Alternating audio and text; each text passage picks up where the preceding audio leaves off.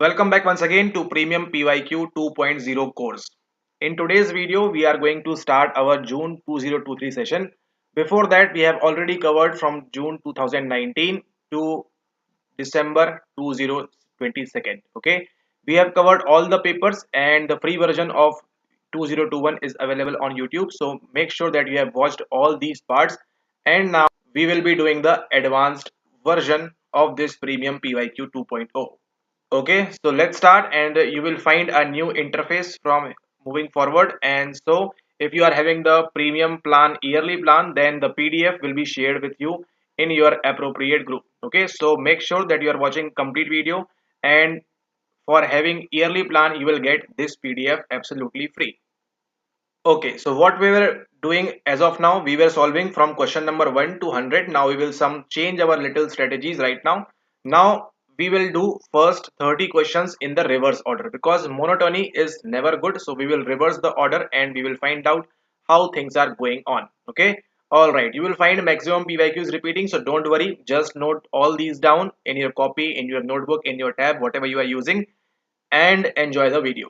Okay, first of all, efforts to cope with the knowledge that we will die is known as. What they want to ask, this is from your unit number 8, social psychology. Okay, options are given as magical thinking, terror management, planning fallacy, and availability heuristics. So now if you try to think over here, only one of the options is absurd, or one of the options was never been asked earlier, and that is absolutely the correct answer over here. Okay, so sometimes you have to think like this also. What is the correct answer? Correct answer is your terror management. Okay, what is the correct answer? Correct answer is terror management. Why it is so? Because magical thinking they have asked in 21, planning policy also they have asked in 21. The answer was planning policy over there. And availability heuristics, I have told you number of times that this has nothing to do with this particular statement. Okay, so what is going to be the correct option over here? It's pretty obvious. Option number second, terror management is the correct answer. Okay, this is the correct answer over here. Now, efforts to cope with the knowledge that we will die soon. Everybody, every one of us will die one day, and by thinking that if we stop doing our work, if we stop doing our karma and all those things, then what will happen? We will not live a fulfilled life and all those things. So for that only, efforts to cope with the knowledge that we will die soon, we will try to make some efforts to cope with this knowledge and find what? Find meaning in life. Okay, we will find meaning in life, and it is called as the terror management. You are managing what? You are managing the terror over here. Now, next, what is planning fallacy over here? Okay, what is planning fallacy over here? Planning fallacy is something which we have planned to take 15 days. Okay, but we are saying that we will finish in only 3 days. Okay, we know that okay, this work will take 15 days to complete, but we are saying that no, I will complete this in 3 days. It is referred to as the planning fallacy. Okay, option number 3. Now, what is availability heuristics? This is the shortcut which we used for the most recent information in our mind to get our problem solved and all those things. We have already discussed about availability heuristics in the previous videos, basic ones. Okay, and now what is magical thinking? This is very important and very they have not asked yet about magical thinking. So now what is magical thinking? This magical thinking includes whenever you are trying to think, and it has no what? It has no rational scrutiny, or it has no rationality.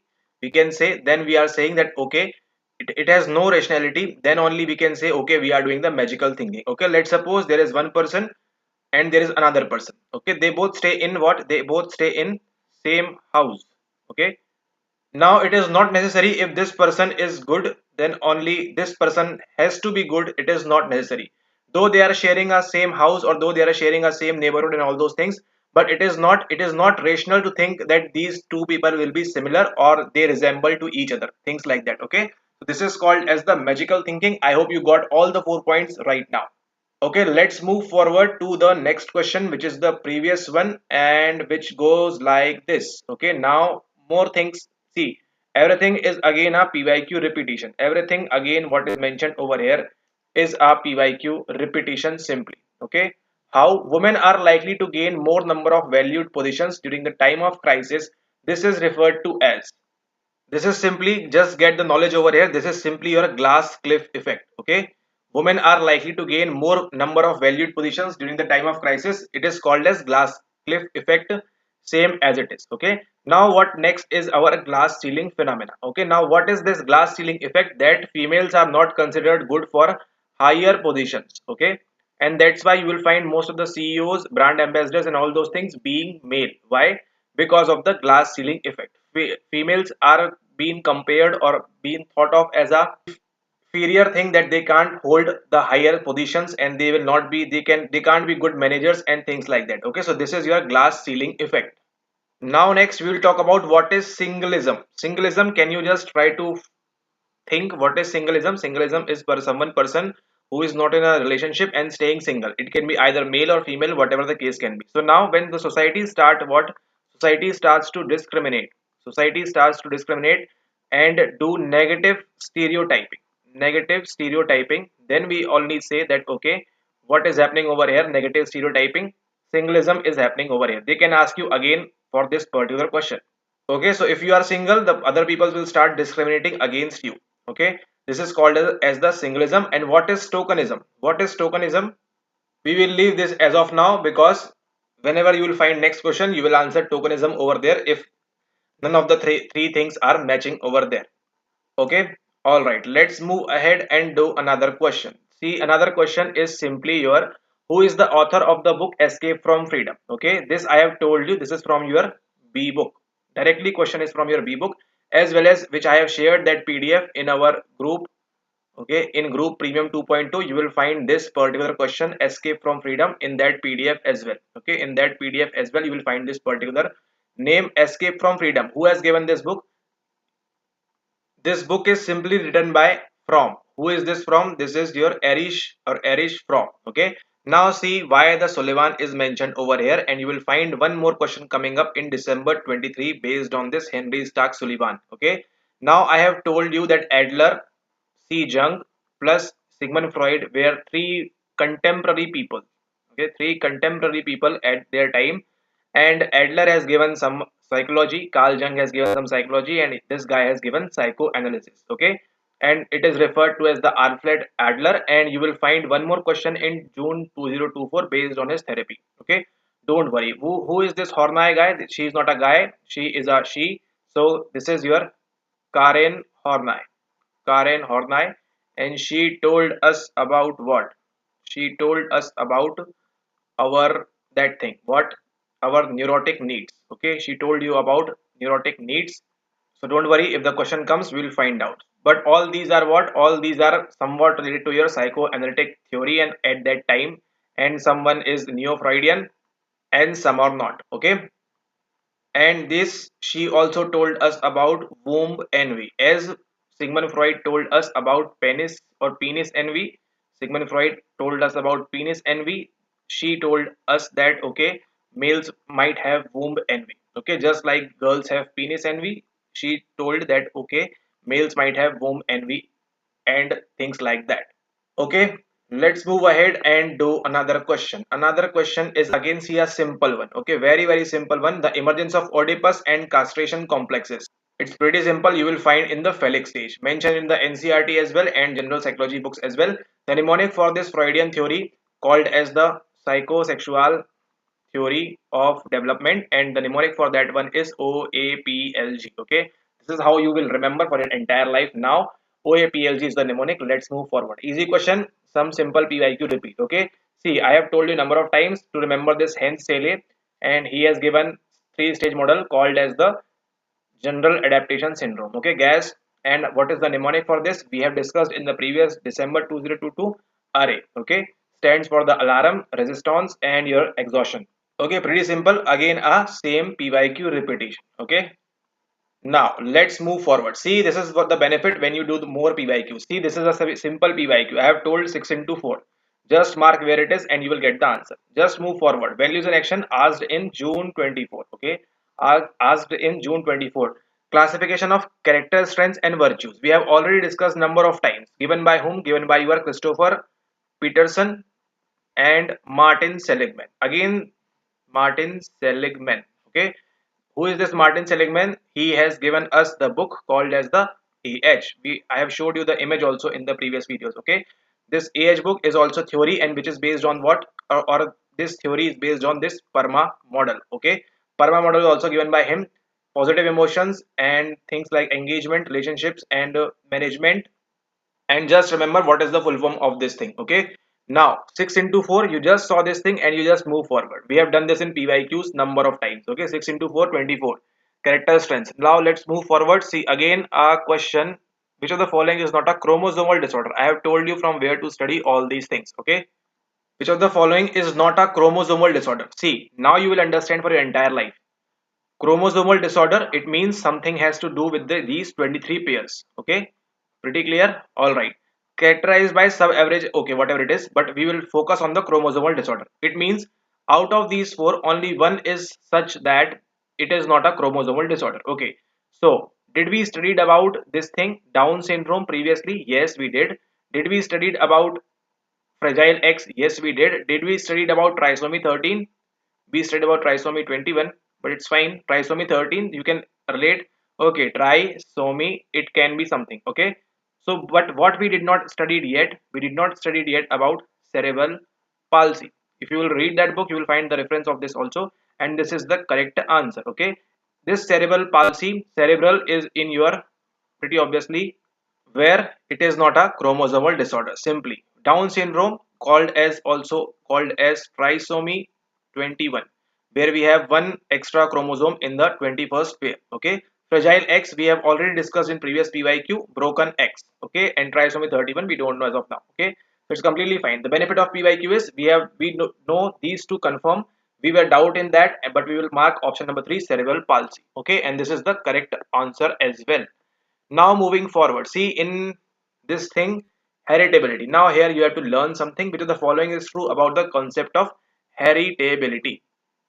Okay, what do you understand by heredity? You understand something with genes and DNA and all those things. Okay, this is somewhat a similar concept, but you just need to understand this simple concept over here, that in this examination heritability refers to a population, not to individual. Simply that it is. Okay, if next time this question comes, it refers to a population, a complete population, and not to a particular individual. Okay, heritability tell us about the source of mean difference between groups. No. The heritability of a trait is a single and fixed number. No, it refers to a population and not a fixed number, or sorry, not to an individual. Just remember this concept. Okay, just remember this concept, and it is very easy for you. Just remember this concept. Okay, this is heritability. Now we will learn, and if by mistake any PYQ gets repeated, we will answer it correctly. See again, this is which of the following is not a metacognitive activity? See over here, you have to apply what? Apply common sense. Okay, common sense application. Wondering how one could have been mistaken, is it a metacognitive activity? Yes or no? Reflecting on our own thinking process, is it a meta? See, what is cognition? You already know: learning, thinking, memory, perception, all those things will fall under the cognitive perspective. Now, theory of mind, it's pretty obviously it is saying about mind, then it can be a metacognitive activity. But communicating one's present postal address is not a metacognitive activity. See, this question I can't tell you any day that how I would solve or how you would solve it, because it is simply a common sense question. Okay, it can't be understood, or it can't be, you will not find in any notes, any book, that which of the following is not a metacognitive activity. First of all, you need to understand what is a metacognitive thing. What is a metacognitive thing? All these three. Theory of mind is a metacognitive thing. Reflecting on our own thinking process, how we are thinking, we are doing what? Metacognition. There is some more diagram on that, we will find when that question will come. Wondering how one could have been mistaken, you are thinking on yourself that okay, I have done this mistake in past, I have done this mistake in the present, how I can rectify, and how you will start wondering how I have done this thing and how I will not be doing this thing in future. Okay, this all will need a higher, all these things will need a higher level of thinking or cognitive activity. But telling your present address, house number 79 by A, this colony, will not need a metacognitive activity. Okay, so this is just a odd one out, and this is the correct answer over here. I hope you got the concept right now what I am trying to say. Now moving forward to next question. See, this is what is called as the, what is mean by Stroop effect. Just note this down. What is a Stroop effect? Stroop effect is the automaticity of the reading process. Simply, automaticity of the reading process. You would have read this thing in number of WhatsApp forwards or Facebook forwards. You would have done this thing, automaticity of the reading process. Okay, you will read, if I write I have to with you.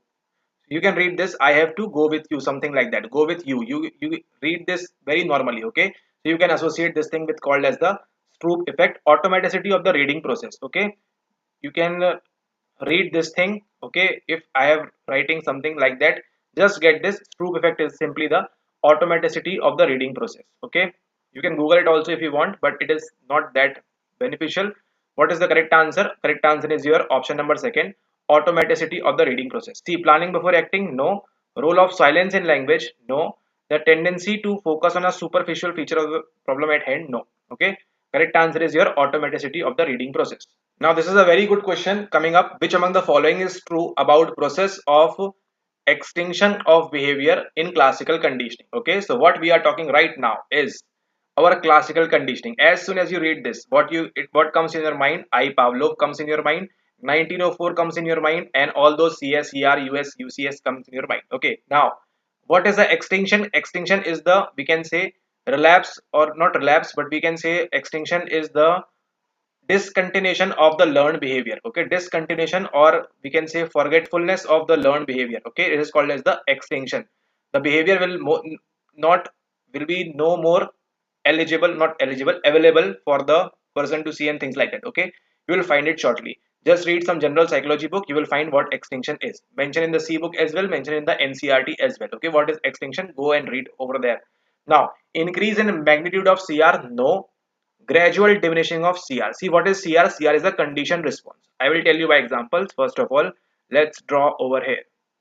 Okay, see what this is. This is our unconditioned stimulus. What is this? This is food. What is this? This is conditioned stimulus, our bell.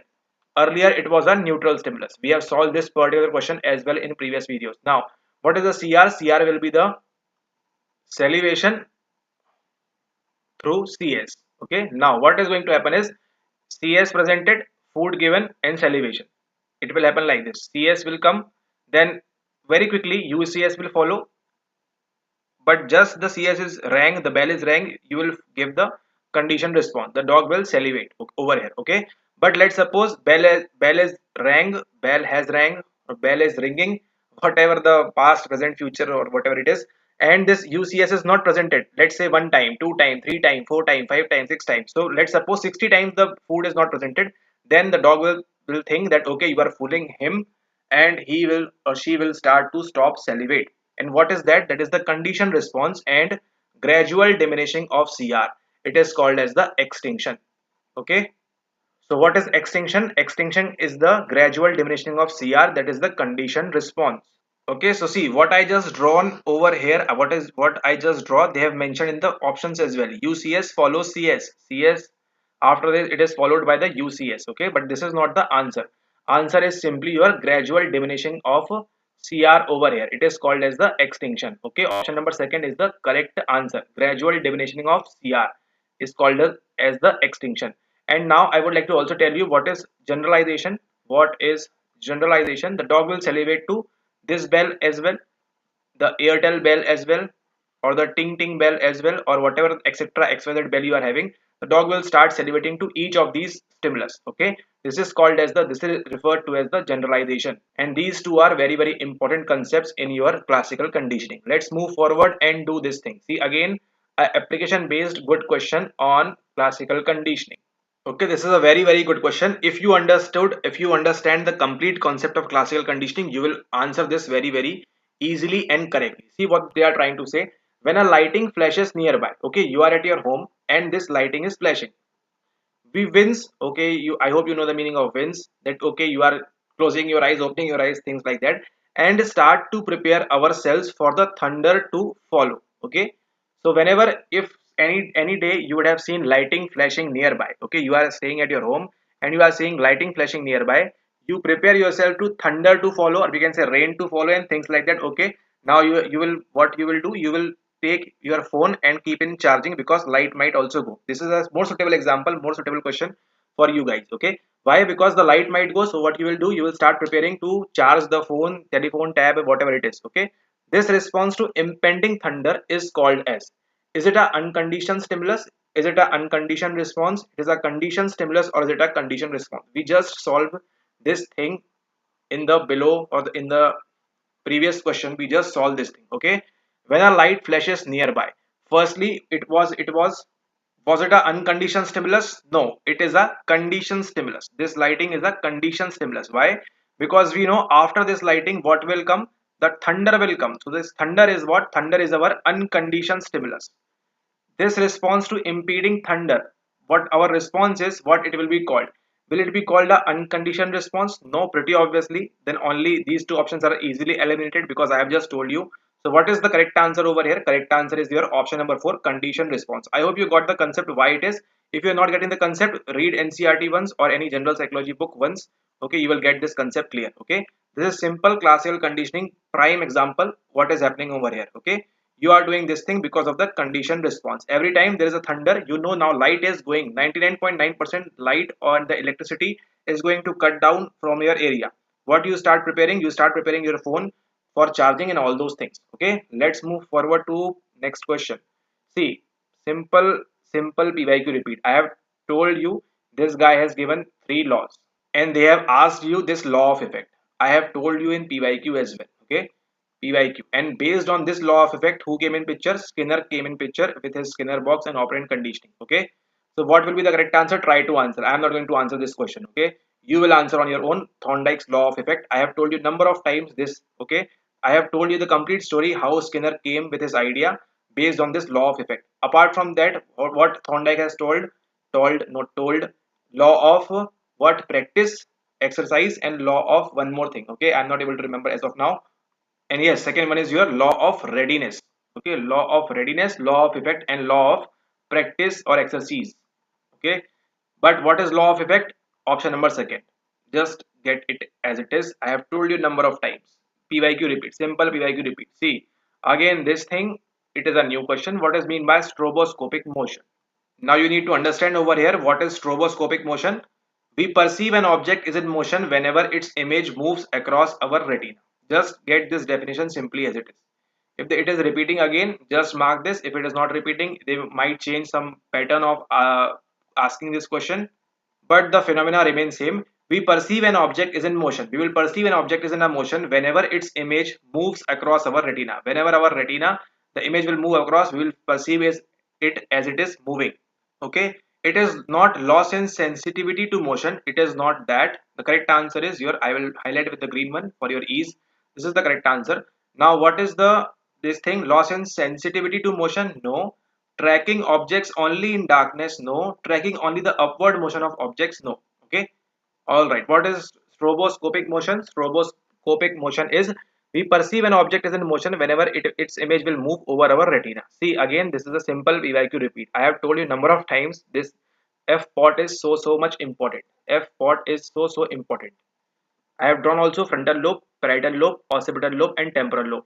In temporal, you have the auditory cortex. There you have the visual cortex, and here you have the somatosensory cortex. Now, which of the following areas is not located in the temporal lobe? They are asking about this particular lobe. Which one? This one.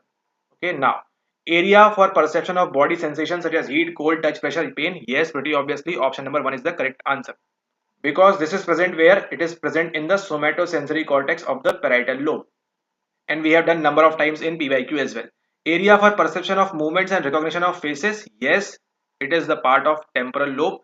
Broca speech area, there's a mistake in this answer key as well, but both the options are correct. 1 and 3 both are correct. Okay, Broca speech area is present in your frontal lobe. If you can remember in the YouTube video also, I have told you about what I have told you. Let's change the color. I have told you about Facebook. Okay, Facebook. Why Facebook? Because of the frontal lobe and Broca area. You can associate like this. Okay, FB, frontal area in the Broca area in the frontal lobe. So 1 and 3 are the correct answers for this. Correct answer is 1 and 3.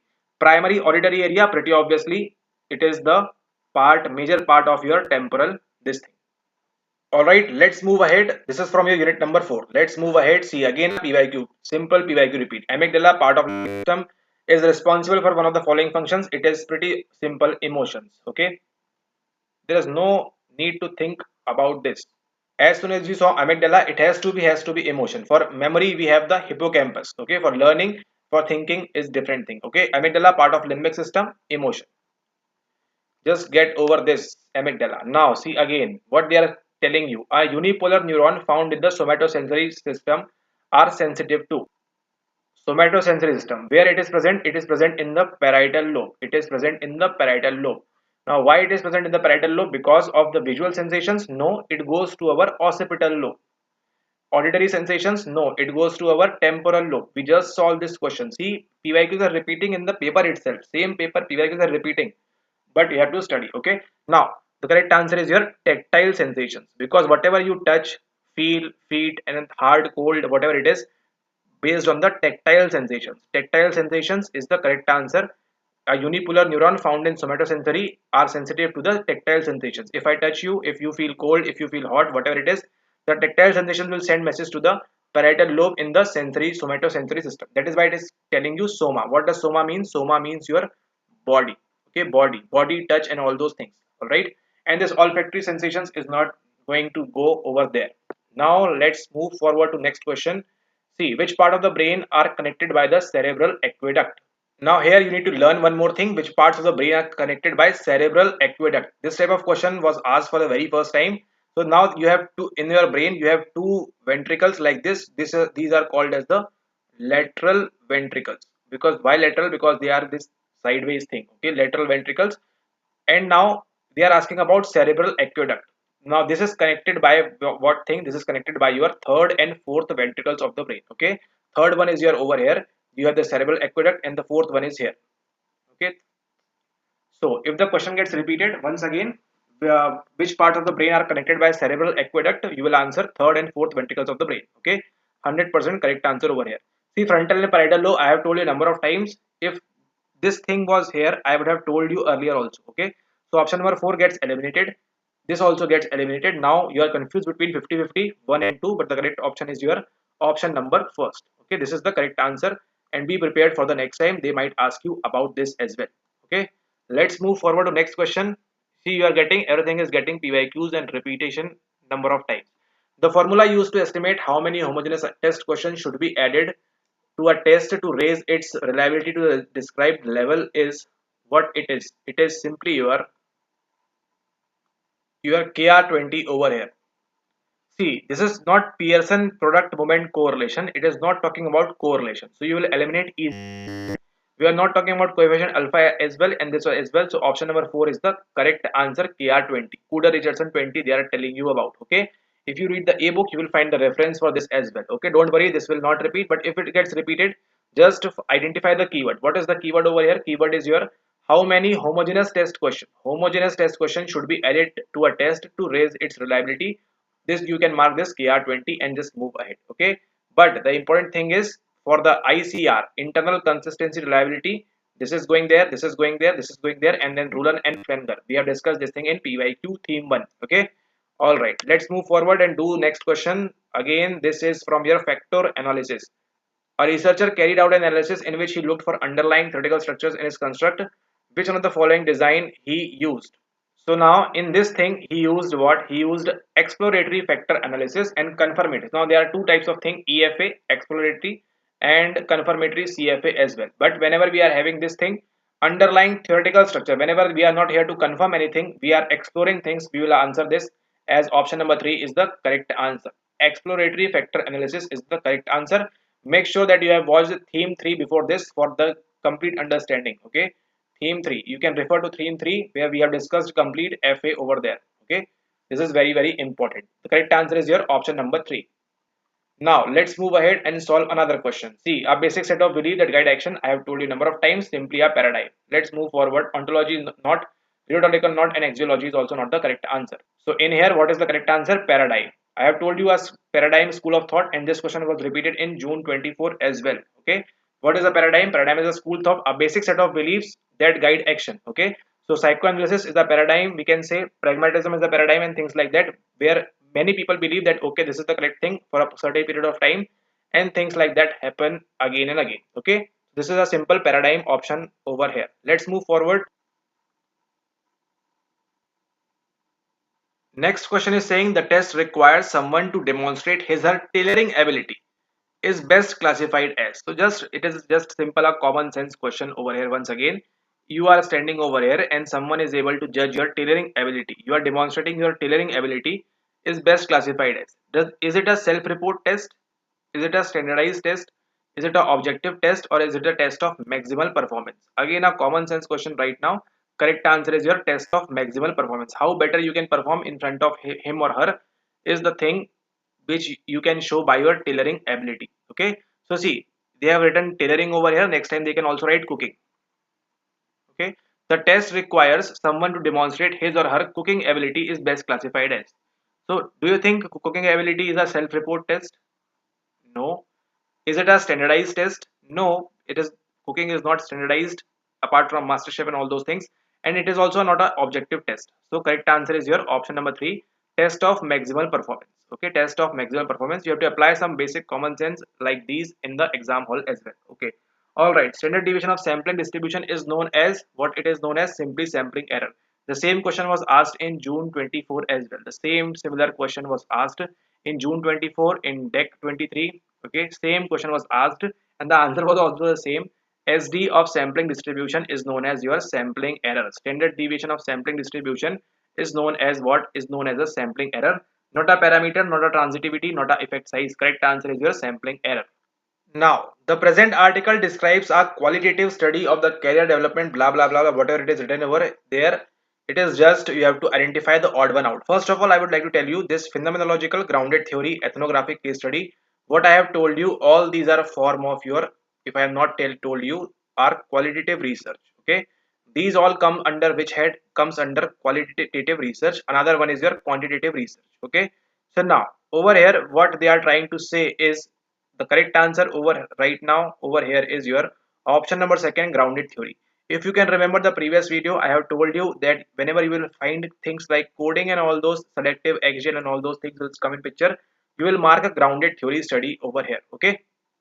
Now there are again two ways to solve this question. The correct answer is grounded theory. You know, see, first of all, this is not a case study. Okay, this is not a. You can also solve by the elimination method. This is not a case study. Okay, 16 prominent, highly achieving Indian women across 6 occupational fields. This much large, you will not take it as a case study. Okay, so case study goes out of the picture. Now our overall aim was to explore critical influences on the career development of these women, particularly those related to their attainment of professional success. So this question is little tricky, but it is not talking about the culture.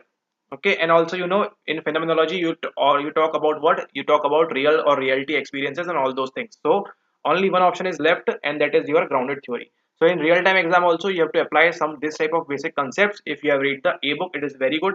If not, then if you have watched the PYQs only, that it is more than enough. Okay, so the correct answer over here is grounded theory study. Now moving forward to next question. Next question says that one sports psychologist. See, I will tell you now why it was grounded theory and how things are different over here. What it is saying, one sports psychologist wanted to carry out a biographical study of biography. So we can relate, okay, it can be lived or lived experiences by writing and recording. Now, by writing and recording the experiences of a hockey legend. This is an example of, is it a phenomenology? First of all, is it a ethnography? No. Why? Because it is not anywhere talking about culture. Ethnography means simply means culture, going into their culture, staying with them, and we have solved the PYQ based on this as well. Okay. Now it's pretty obvious that if the below answer was grounded theory, then most probably this answer is not going to be grounded theory once again. Okay. So it's pretty obvious we are talking about only one sports psychologist, and we will not use for one single person grounded theory approach. As far as I am getting this logically, grounded theory approach is not the answer. Now we are left with phenomenology and narrative study. Now what is happening over here is the correct answer is your option number 3, narrative study. What is narration? Narration is you are narrating something. Okay, now as one sports psychologist wanted to carry out a biographical study by writing and recording the experiences of a hockey legend. This hockey legend is stating or staying there. He went and he wants this biographical study by writing and recording the experiences of a hockey legend. How he can do? He can do by using this narrative study. Okay, the correct answer is your option number 3, narrative study over here. Option number 3, narrative study is the, wait, you might confuse later on, that's why narrative study, those getting the PDF, narrative study is the correct answer over here. Okay, now again all these are type of what? All these are type of your qualitative research under head coming they are. Okay, now let's move forward, and why I have told you to read sampling from that particular book. Why? Because it is very, very important. Now the question states, to conduct a study on Anganwadi workers, the researcher randomly selected five districts. Five districts. Okay. Five districts he selected out of 30 districts of a state. Let's suppose some state X, and out of those X state he choose 30. How many? Five. Out of 30 he selected five and collected data from each and every Anganwadi worker from these five districts. Out of these 30, he took only five. This is an example of simply. If you read the A book, everything is mentioned. Stratified C. First of all, this cluster quota sampling convenient is the part of what? Is the part of your non-probability sampling. So they are talking about what? They are talking about non-probability sampling over here. Okay. Now what it is simply your stratified sampling. No.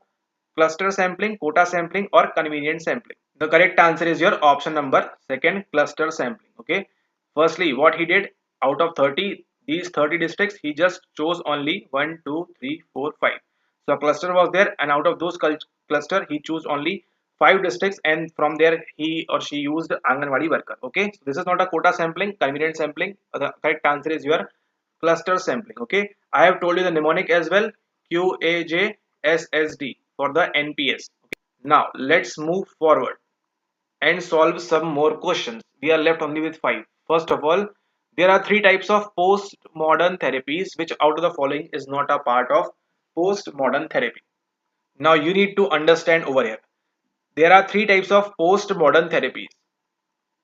Hope every one of you know the meaning of modern, and every one of you know the meaning of pre, and every one of you know the meaning of post. This is modern time. Postmodern, after this will be the postmodern, or after before this will be the pre-modern. Okay, this is some basic common sense, basic English knowledge. Okay, now there are three types of postmodern therapies. Okay, which out of the following is not a part of postmodern therapy? Now solution focused therapy, SFT, narrative therapy, and collaborative therapy, these three are what? These three are under the head of your postmodern therapy.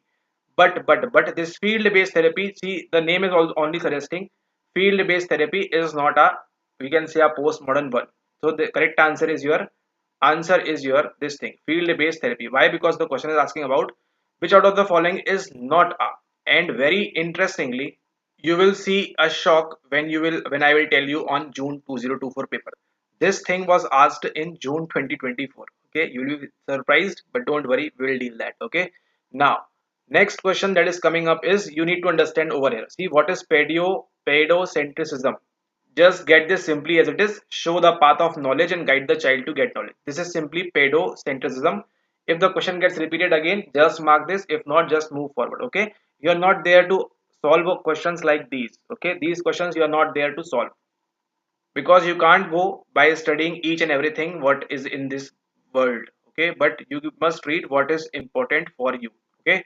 Now moving forward to the next question. Next question is our what? The Bhagavad Gita has 18 chapters, adhyaya, named after some form of yoga, which is not the correct adhyaya out of the following. See, again, there are two ways to solve this question. Very famous quote of mine, there are only two ways to solve this question. Either you get the correct answer or you eliminate things. Now, what? See, firstly, nobody is going to remember all the 18 chapters. Okay, nobody, I, you, and me, nobody is going to remember all the 18 chapters just for one particular question.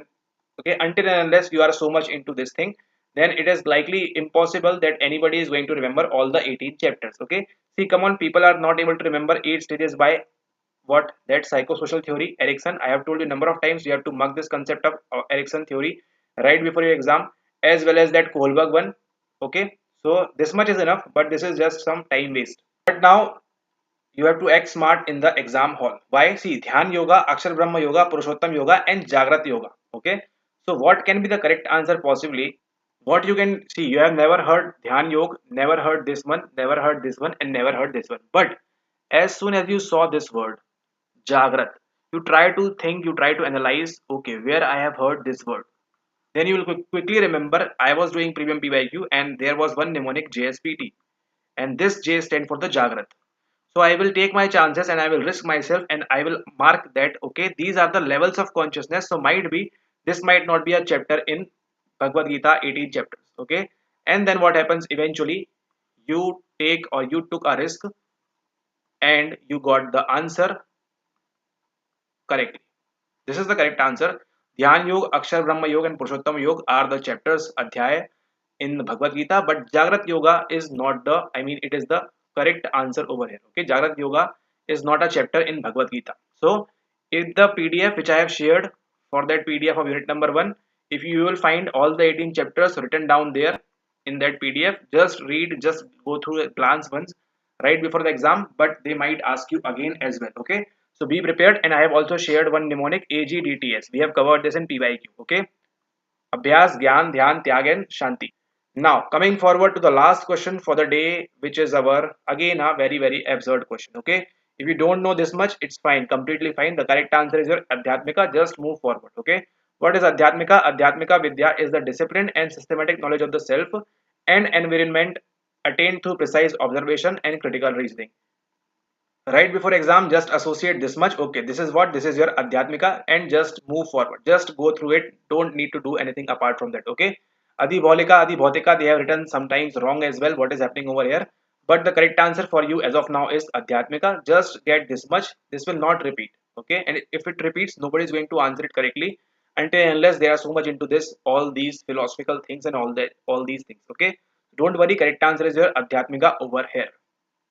Okay, so with this, we are done with question number 1 to 30 of our June 2023 part number 1.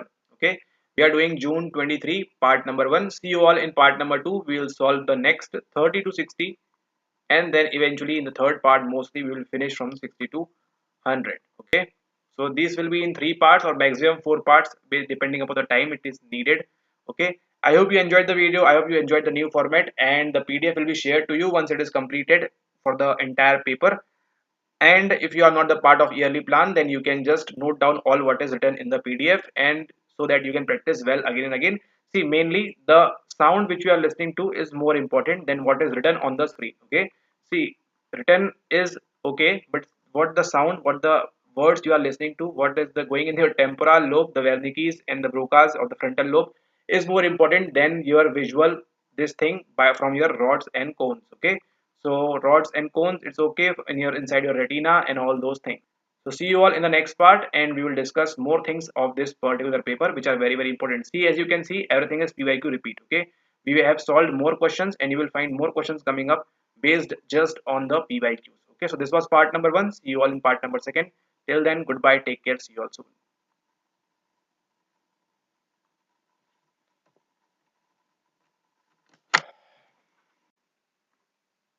Welcome back everyone. This is June 2023, and you are watching Premium PYQ 2.0, and this is part number 2. Now, this is our question number 31, and it is telling you about which therapeutic approach to counseling is based on the premise you are the architect of your life. First of all, this topic is from your unit number 9 called as developmental psychology. Here they have considered the therapy as well and the counseling as well. Okay. But what is most important for you are these 4 approaches: Gestalt, existential, Adlerian, and reality. Okay. Now, which therapeutic approach to counseling is based on the premise you are the architect of your life? If you have ever studied about this thing, about existentialism, then you would be able to guess it correctly, and that is our correct option over here, option number 2. For existentialism, what does it mean? Just remember, I have told you about Rollo May. Okay, Rollo May, what I told you, meaning for life and all those things. Okay, so what does it implies? It implies that you are the architect of your life. If you have meaning in your life, then you will be able to achieve great things. Okay, now see, in psychology there we have multiple types of therapy, but as of now we are here to read only 4. Gestalt therapy. If you can remember correctly, I have told you who has given this, given by Fritz Perls and Laura Perls. Okay, I have told you this already. Fritz Perls and Laura Perls. Existentialism by Friedrich Nietzsche. I hope you have heard this name before in your life. Friedrich Nietzsche and Soren Kierkegaard. Okay, Soren Kierkegaard, and make sure that you understand these names because you will find one more PYQ coming up shortly based on these 2 names. Okay, so whenever you will find existentialism, what name you will associate? Friedrich Nietzsche and Soren Kierkegaard as well. Now Adlerian, pretty obviously it would be Alfred Adler. Okay, and this reality therapy is given by whom? It is given by William Glasser. Glasser or Glasser, Glasser, William Glasser. It is reality therapy is given by William Glasser. Don't worry, you will find questions just on this basis only. Okay, so what is the correct answer? Correct answer is your option number second, existentialism. In Gestalt therapy, we have a technique called as empty chair technique. Okay, called as the empty chair technique. And this reality consists of 5 types of needs. Don't worry, you will find that question as well. Okay, now let's move forward to next question for the day, and that is our this question, late adulthood. Now here for the very first time in NTA UDC net history, this question is coming from your what age? Coming from old age. Okay, in particular late adulthood, approximately around 60 years of age, often involves a gradual withdrawal from the world on physical, psychological and social levels. Which theory supports this? Okay, so now what you are going to do over here is, if you can read simple basic English also, you will be able to solve this particular question. Okay, just basis on that you will be able to solve this question. How? Late adulthood often involves a gradual withdrawal. What does withdrawal means? To back off. Okay, so with this word back off or with this word withdrawal, which of the following is the most associated? You can do this thing. Okay, there are only two options, either disengagement theory or either it can be selective isolation theory. Okay, but we are talking about the old age properly, old age and the late adulthood. Around 40 or 50 years of age, you will find you will lose interest in the physical activities, no more running, no more swimming. In the psychological activities, you would not want anything based on psychology, studies and all those things, and social level as well. You would want yourself and your parents and your family only. Okay, not more social and society things you will be doing. So for that, what would be the appropriate thing? Appropriate thing would be very simply option number one, disengagement theory. Okay. So now let's see, these all theories are what? These all theories are your theories of adulthood, late adulthood and old age. Okay. Disengagement theory, activity theory, continuity theory and selective isolation theory. See, what does this name selective isolation suggest? What does this name suggest? This name suggests that, okay, you will isolate but only selectively. Okay. It is pretty common sense selective isolation theory. So now in late adulthood, what you will do? You will do withdrawal from these activities very selectively. Wherever you want to go, you will go. Where you don't want to go, you will not go. Okay. Continuity theory is to keep doing what you are doing.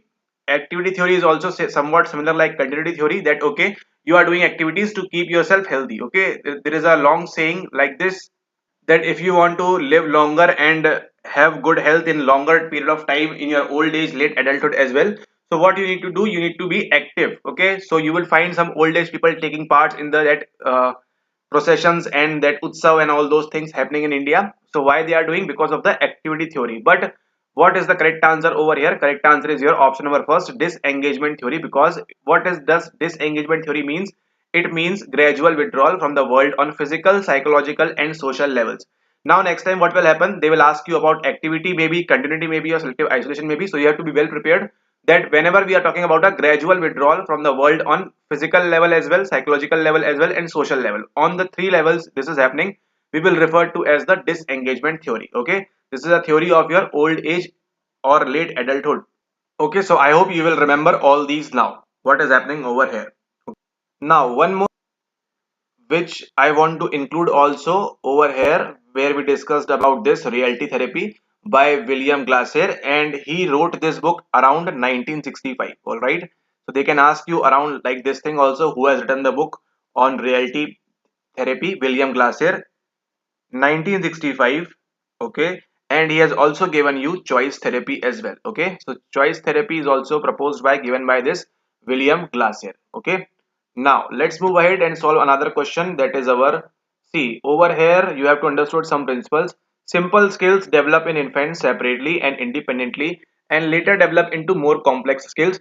It is a prime example of what? It is a prime example of your option number 3, principle of hierarchical integration.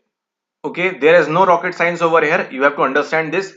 Simple skills develop in infants separately and independently and later develop into more complex skills. So if I say that you have to hold a pen, you can hold it very easily, but how an infant will hold? Firstly, his fingers has to work. Then next thing, his or her thumb has to work. Okay, know how it moves those fingers for the infant I am telling you right now. Then what he will do, and later he will integrate these things and develop into a more complex skills for the holding of pen. Okay, so how you start running? Once you are born, firstly you learn to stand up. Okay, then you learn to walk, then you learn to walk fast and it comes out as a running. Okay, so this is the procedure and it is called as the principle of hierarchical integration. If you will, what I just explained, just read it very slowly. Principle. Okay, there will be some law, there's some principles of hierarchical. What is hierarchy? Firstly, how to move fingers, then how to, what is the use of thumb, then how I will hold a pen.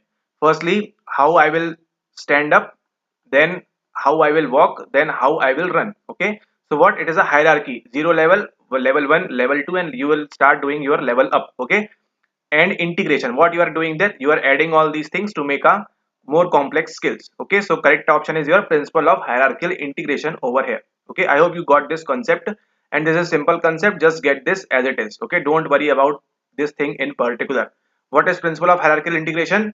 Firstly, simple skills will develop in infants separately and independently, and after that it will develop in more complex skills. Now, what is this proximo-distal principle and what is this cephalocaudal principle is more important for you. Okay, so while you were a baby, how your body develops, okay, physically how you have developed, we will talk about this thing in particular.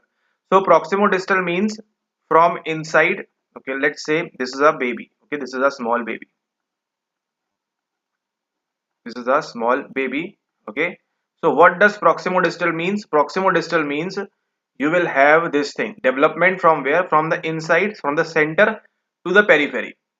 Okay, you will have get hold of this thing particular, firstly the center, then in the peripheries you will have the, we can say the, what, you have the command. Okay, firstly on the center portion of your body, then lately on your peripheries. Okay, so firstly you will learn how to remove, not remove, how to move your head or neck. Okay, how to give this motion for your head or neck. After that you will learn how to move your fingers. Why? Because firstly this area, then later on the peripheries. This is called as the proximo-distal principle. This is called as the proximo-distal principle. But now when I talk about cephalocaudal, I will change the color of the pen. When I call the cephalocaudal, what does cephalocaudal means? Your growth will start from top to bottom. Your growth will start from top to bottom. Okay, top to bottom your growth will start. So these are three very important principles. They can ask you again. It is more likely that this PYQ can get repeated again sooner. Okay. So now you know three of them. What is proximo-distal, what is cephalocaudal, and what is principle of hierarchical integration. To remember this thing in particular, what you can do is, see, what does proxim means? What does proxim means? Proxim means near. We have already studied. We have studied, or you would have studied this thing while you were learning Gestalt principles of visual organization. Okay, similarity, law of proximity. So what does law of proximity means? What is near? Okay, so what is near to your body? Firstly the center portion is near. Okay, then distal means far away or longer way. Okay, far away or long from us. What is long? These hands are long from your center portion, so it is called as the proximo distal. If you can remember, we have discussed telencephalon, diencephalon. So what does cepha means? Cepha or cephalo means? Cephalo means around your head, and caudal might be meaning your feet or foot. Okay, so this is your top to bottom development, and this is your center to periphery development. That is why first of all you will get hold of CNS, then after you will get hold of PNS and all those things. See, everything is linked if you study properly, right? Let's move. See, PYQ repeat. I have told you this is a PYQ repeat. Which of the following is not correct about REBT? First of all, as soon as you read this REBT, which name comes to your mind? If it is coming, it's very good. If not, revise properly the previous videos. The question is asking you which of the following is not correct. Okay, we have to identify which of the following is not correct. PYQ repeat, yes, guarantee 100% PYQ repeat, but in a different format. REBT, rational emotive behavior therapy. Rationality will come, emotion will come, and behavior will come. Three things will come. Aims to help individuals think clearly, feel appropriately, and act effectively. Okay, so see, the full form, they have given the sentence in the way of full form. See, think clearly. What does it mean? To be rational. Okay, then feel appropriately. What does it mean? Emotion. And act effectively. What does it mean? Behavior. So this statement is going to be 100% correct. REBT uses the ABC theory. We have discussed in PYQ as well. Okay, active behavioral consequences, that thing, theory of personality to identify client problem. Yes, the focus of the therapist is on the feelings and behavior of individual, then on the incident that induce the negative feelings. Okay, and REBT aims at a combination of philosophical change with cognitive, emotional, and behavioral strategies. So you know, cognitive will come, rational, emotional is coming, and behavior. See, this statement is almost the similar. Okay, just some words are changed. So now if you know that REBT will use these strategies pretty obviously, that's why its name is Rational Emotive Behavior Therapy. All the statements are correct, but what they are asking you is not correct. Not correct is your option number 3 is the correct answer over here. The focus of the therapist is on the feelings and behavior of the individual than on the incident that induce the negative feelings. It is not a correct statement about REBT. Okay. So now what you will note REBT and you will note all these three statements for your well-being. Okay. Let's move forward. See again a PYQ repeat. Which of the following is correct about the impact of stress on immune system of an individual? See if you can apply common sense plus the knowledge you have gained from PYQ videos. It's enough. That much is enough. Why? Which of the following is correct about the impact of stress? You know what is stress? Yes. On immune system. You know what is immune system? Yes. Your body's system for keeping you healthy and all the good things of your life, okay, of an individual. The immune system is weakened and they are asking the what is the impact of stress on your immune system, okay. All right, the immune system is weakened because of an increase in the blood pressure in the face of stress. Do you think if you got fever someday or if you got some virus, it is because of the high blood pressure, increase in blood pressure in the face of stress? You are because of high BP you are getting fever. Is it like that? It is never like that. Increased release of glucose from the liver during stress neutralizes the immune functioning of the WBC. This is also not the case. Increased level of ACTH in blood destroys the T cell. Okay, now here is the catch. As soon as you read this statement, option number 3, increased level of ACTH. From where does this ACTH comes? It comes from the anterior pituitary gland. And from this anterior pituitary gland, this ACTH goes where? It goes to adrenal gland directly. It is not going in your blood and to destroy the T cells. Okay. Now, the next option is the correct one. Why? You will find now. Increased level of cortisol in blood. How this cortisol is releasing? Because of this ACTH is coming to your adrenal gland and telling cortisol to release. That is how increased level of cortisol in blood destroys the T cells. So option number 4 is the correct answer over here.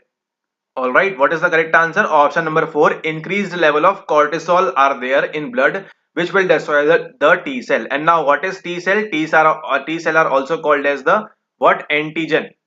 Okay, they will fight with what? They will fight with the foreign cells. They will not make antibodies. Whose work is to make antibodies? We have discussed all this in PYQ. Now, which of the following contributes to maintaining a health risk behavior? Again, a question of common sense. Option number 1 is correct. Lack of knowledge and the health risk behavior helping the individual in avoidance of pain. Not repeat, it will not repeat. What is a health risk behavior? You are doing some behavior which is riskier for your health. Okay.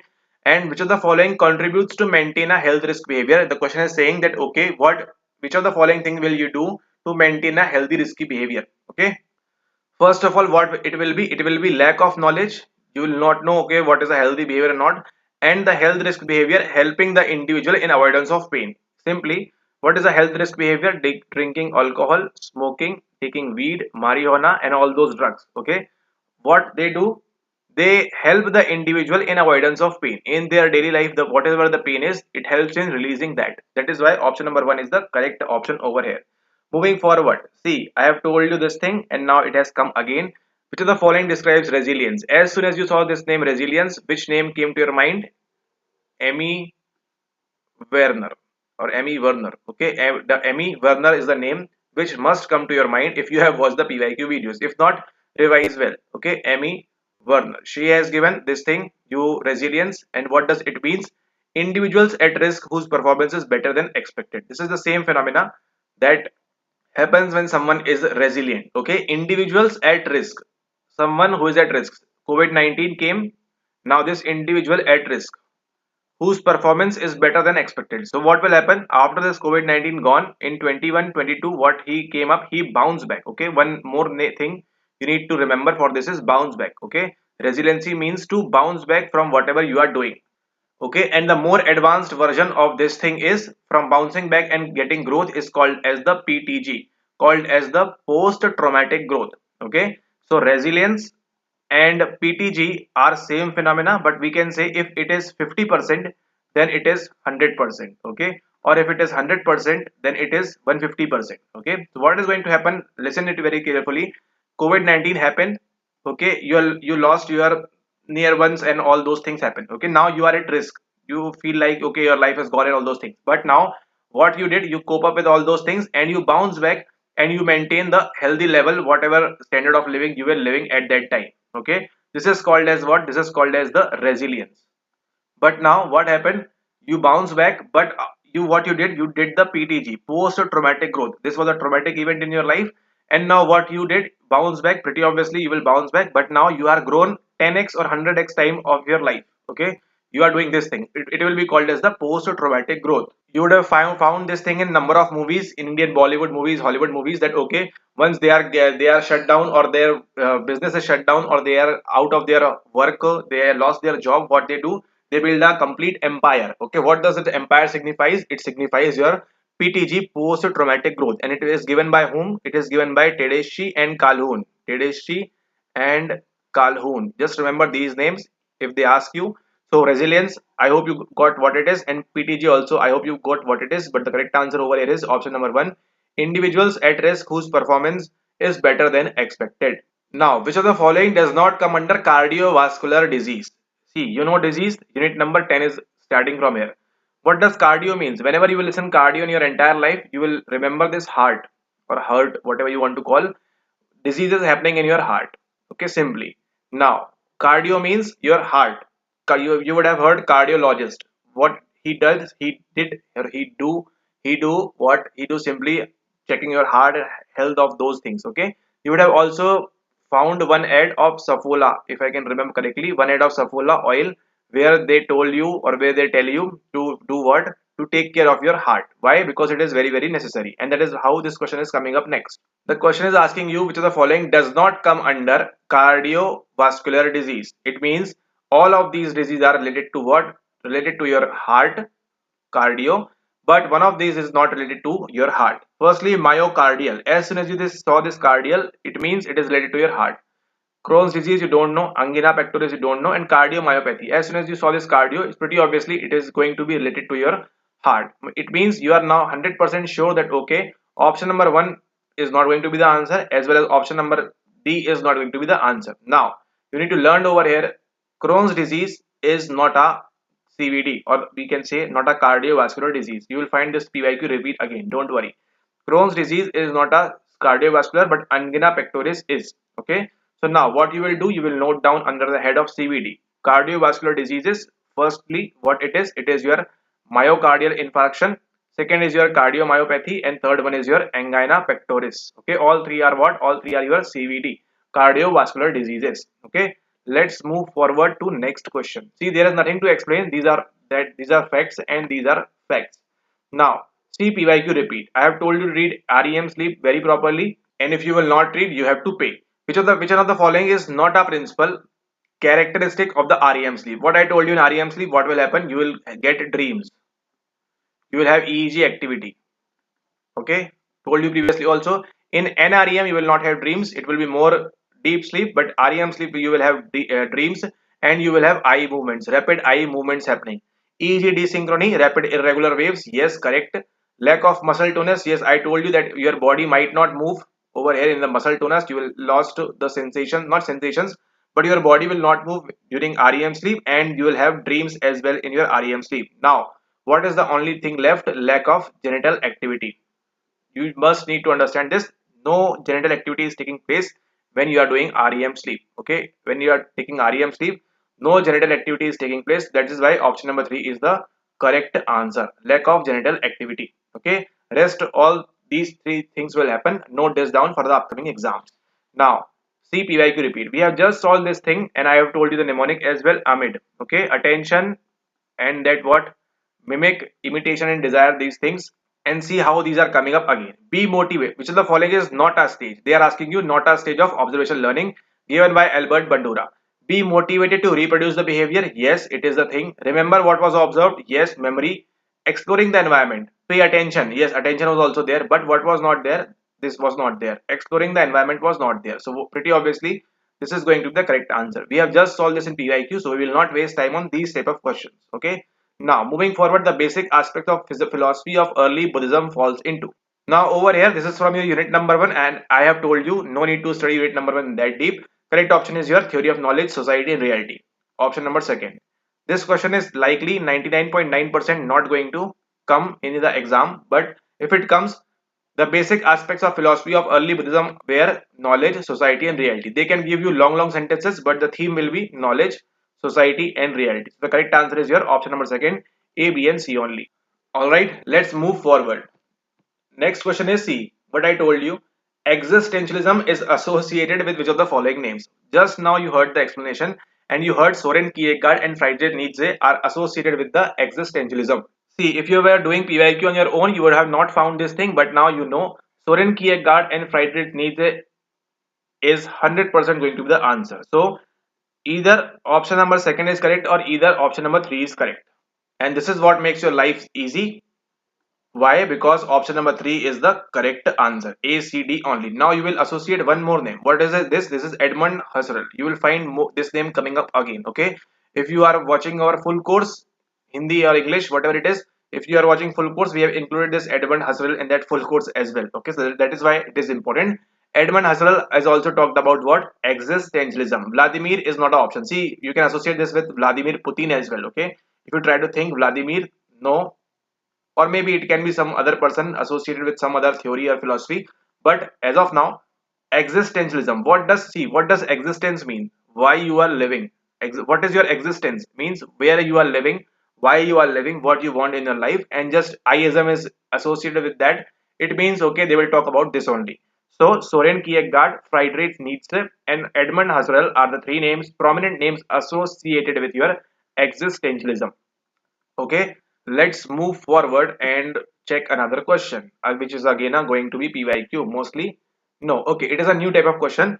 Which of the following should be assured before going for parametric analysis of variance? See what they are telling you, parametric analysis of variance. It means ANOVA they are talking about. Okay, we have discussed about ANOVA as well. Okay, now just get some concepts clear over here. Independence of scores of the subject. We are talking about what? We are talking about the assumptions. Okay, should be assured before going for parametric. So whenever we will talk about parametric ANOVA or whenever we will talk about ANOVA, independence of scores of the subject is a must thing. Okay, option number 1 is going to be there. Then, and there is some simple, wait, there are only two ways to solve this question, and let's try the first way, which is very more easy and suitable for you because you are studying from me. Okay, now what it is written over here, categorical dependent variable. What it is meaning? It is meaning categorical dependent variable. What does categories implies in NOIR? Where you will put category? Interval, ratio, ordinal or nominal?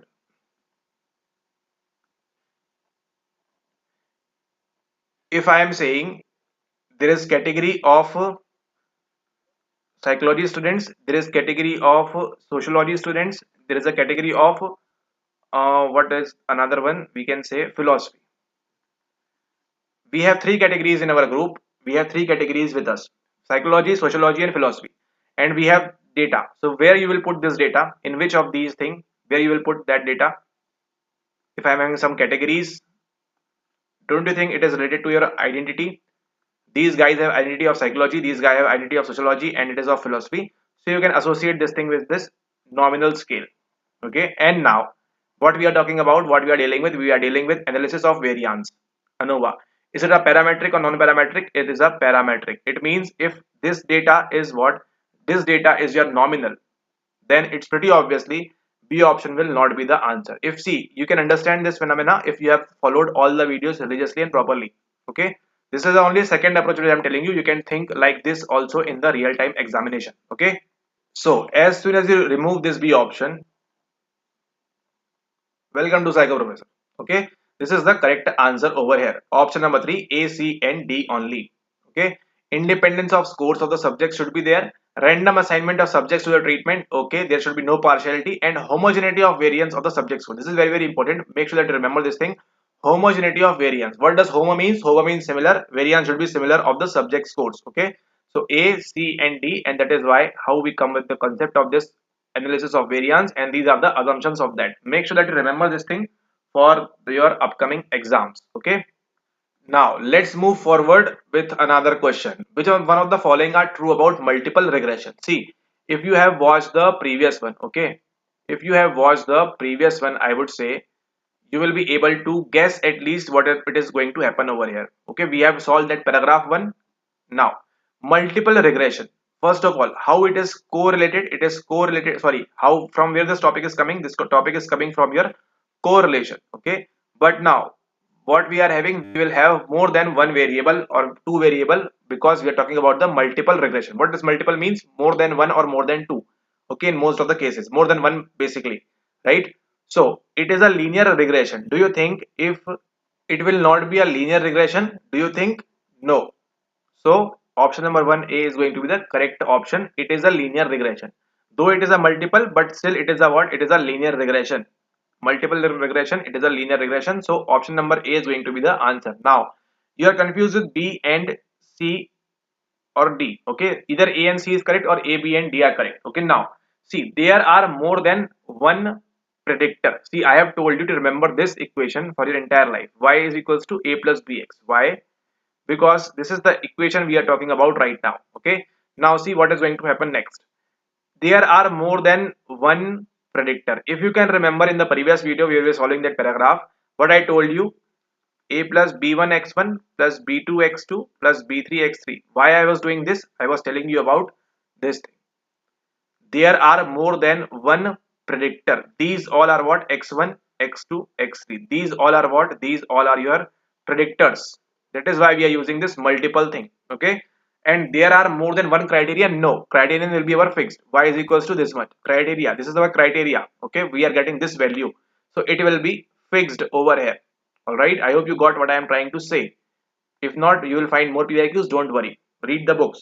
It is linear regression. Option number 1 is correct. There are more than one predictor also. We have just found this thing. So option number 2 is the correct answer over here. A and C only. Okay. A and C only is the correct answer. A, B, D is not going to be the correct answer. There are more than one criterion. No, there is only single and single one criterion. We are talking about what? We are talking about multiple regression.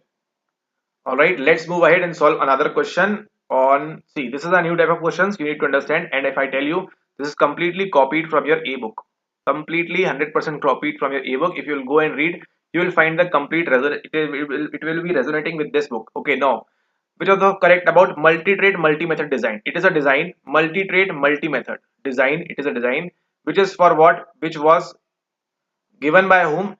Given by Campbell and Fiske or Fisk, and it investigates construct validity. A and C. Option number 2. This is a fact concept you need to understand. What is the which of the following is correct about multi-trait multi-method design? It investigates construct validity and it is developed by Campbell and Fiske. If you will go and read a book, you will definitely find this 100%. Okay, A and C only is the correct answer over here. Let's move, and you have to remember this concept or this thing. Okay, now moving forward to next question. See, in the context of formula for Cohen's kappa, I have told you sometimes you have to apply some common sense as well. Okay, if you don't know about Cohen's kappa, let's try to assume you are sitting in examination and you don't know about Cohen's kappa, but if it is written k is equals to fo minus fe upon n minus fc, it is simply the formula what is given over here. So what will be the correct answer? 4. A, B, C, D only is the correct answer. They will not ask you again about this thing Cohen's kappa. Pretty sure they will not ask you again. But see what is happening over here. If it is written k is equals to fo minus fe upon n minus fc, then fo will be the observed frequency. Pretty obviously it can be observed frequency. Fc or fe can be expected frequency, yes, and n will be what? Overall total of data points in the frequency matrix. See, even if you don't know about this particular thing, but as soon as you saw this thing, that capital N will be what? Overall total of data input, data points in the frequency matrix. This option is absolutely correct. Then also you will be able to solve this question. Why? Because what I told you, whenever you find paragraphs in that, what is the total value we always take? We always take total value as N, capital N. And that is what same repeated over here. Okay. So what is the correct answer over here? Correct answer is your option number 4, A, B and C, D only. Just remember, mark this concept up. They will not ask you again this question, but if they ask you, you have to be well prepared. Okay, let's move forward to next question, which is our question that is going to be, see, again this is a PYQ. I am telling you this is going to be a PYQ, and you will be able to solve. Why the suspense so much? Okay, a specific brain region can be destroyed by some of the following methods. Choose the correct answer. Now, if you have watched all the PYQs, not all, if you have watched the previous 4-5 PYQ videos as well, you will be able to answer this very correctly. A specific brain region can be destroyed by some of the following methods. Whatever it is written over here, it is no relevance for you. But as soon as you saw this statement, Radio frequency lesion method. You remember one PYQ? Okay, boss, I have solved this and I am not going to miss this question. Then you are left with only two options, B, C, E or A, B, C. Okay, now you have to apply some common sense and logic right now. What is going to happen next? Okay, now see, with this you also get to know that okay, now C is also going to be correct. Excitotoxic. I have told you, see, if it is mentioned lesion or lesion, wherever it is written, it will always mean that okay, you are going to destroy some of the things in your brain or a specific brain region. You will be going to put a hole and do all those things, electrodes and all those things. Okay, wherever it is mentioned as lesion. So if you found this lesion thing, just get this clear that okay, something is going to be happening in your brain and electrodes will come in the picture. Now, what you need to eliminate? D is already eliminated. There is no fluorogold method for this. And now, what does immuno means? Immuno means something with your immunity. Cyto means cell and chemical means chemicals. So it has nothing to do with A option has nothing to do with the destroying of your brain region. So what are the correct options left with you, my dear? B, C and E, and that is the correct answer absolutely. How you solve this? On the basis of what? On the basis of only and only PYQs. You know this much 100%. It is going to be correct 100% because you have done the PYQ and we have discussed in the radio frequency lesson that there will be putting something in our brain and doing all those things. Alright. So now you have left with two options. Now you know that C is going to be the correct. Why? Because in both the options C is there. So excitotoxic will be the option as well. Now you are left confused with E and A. So you can eliminate this thing and the correct answer is your experimental ablation method is also a method which is used to destroy your brain region. Experimental ablation. Ablation also means same like that destroying thing. Okay. Now let's move forward. See, again it is a PYQ repeat. Okay. Not directly but indirectly. Which of the following is true about negative reinforcement? I have told you to read about this thing. Schedules of reinforcement and negative reinforcement. Oh, sorry. Schedules of reinforcement and this thing, positive, negative and punishment. This is very important for your each and every exam. Now, what is true about negative reinforcement? They are asking. First of all, it strengthens our response. Yes, it is correct. If you see, I am telling you, if you read the C book, you will get the answers. Okay, there is no hidden thing over here. If you read C book, NCRT, you will get the answers. It strengthens our response. Yes. Don't go with the name negative. That is why most of you will get confused. Don't go with the name negative. Okay. So if it is a negative reinforcement, it will do what? It will strengthen the response. Positive reinforcement might be not doing, but negative reinforcement is pushed to strengthen our response. Now, it works by reducing or removing something undesirable or unpleasant. It is also correct. Fastening a seatbelt in car to turn off beeping sound is an example of negative reinforcement. It is also correct. See now this option. It weakens our response. It works by increasing desirability and pleasantness of stimulus. No. So what is the correct answer? Correct answer is only A, B and C only. That is why option number second A, B, C only is the correct answer. See, in this particular question they have given two types of reinforcement over here. Okay.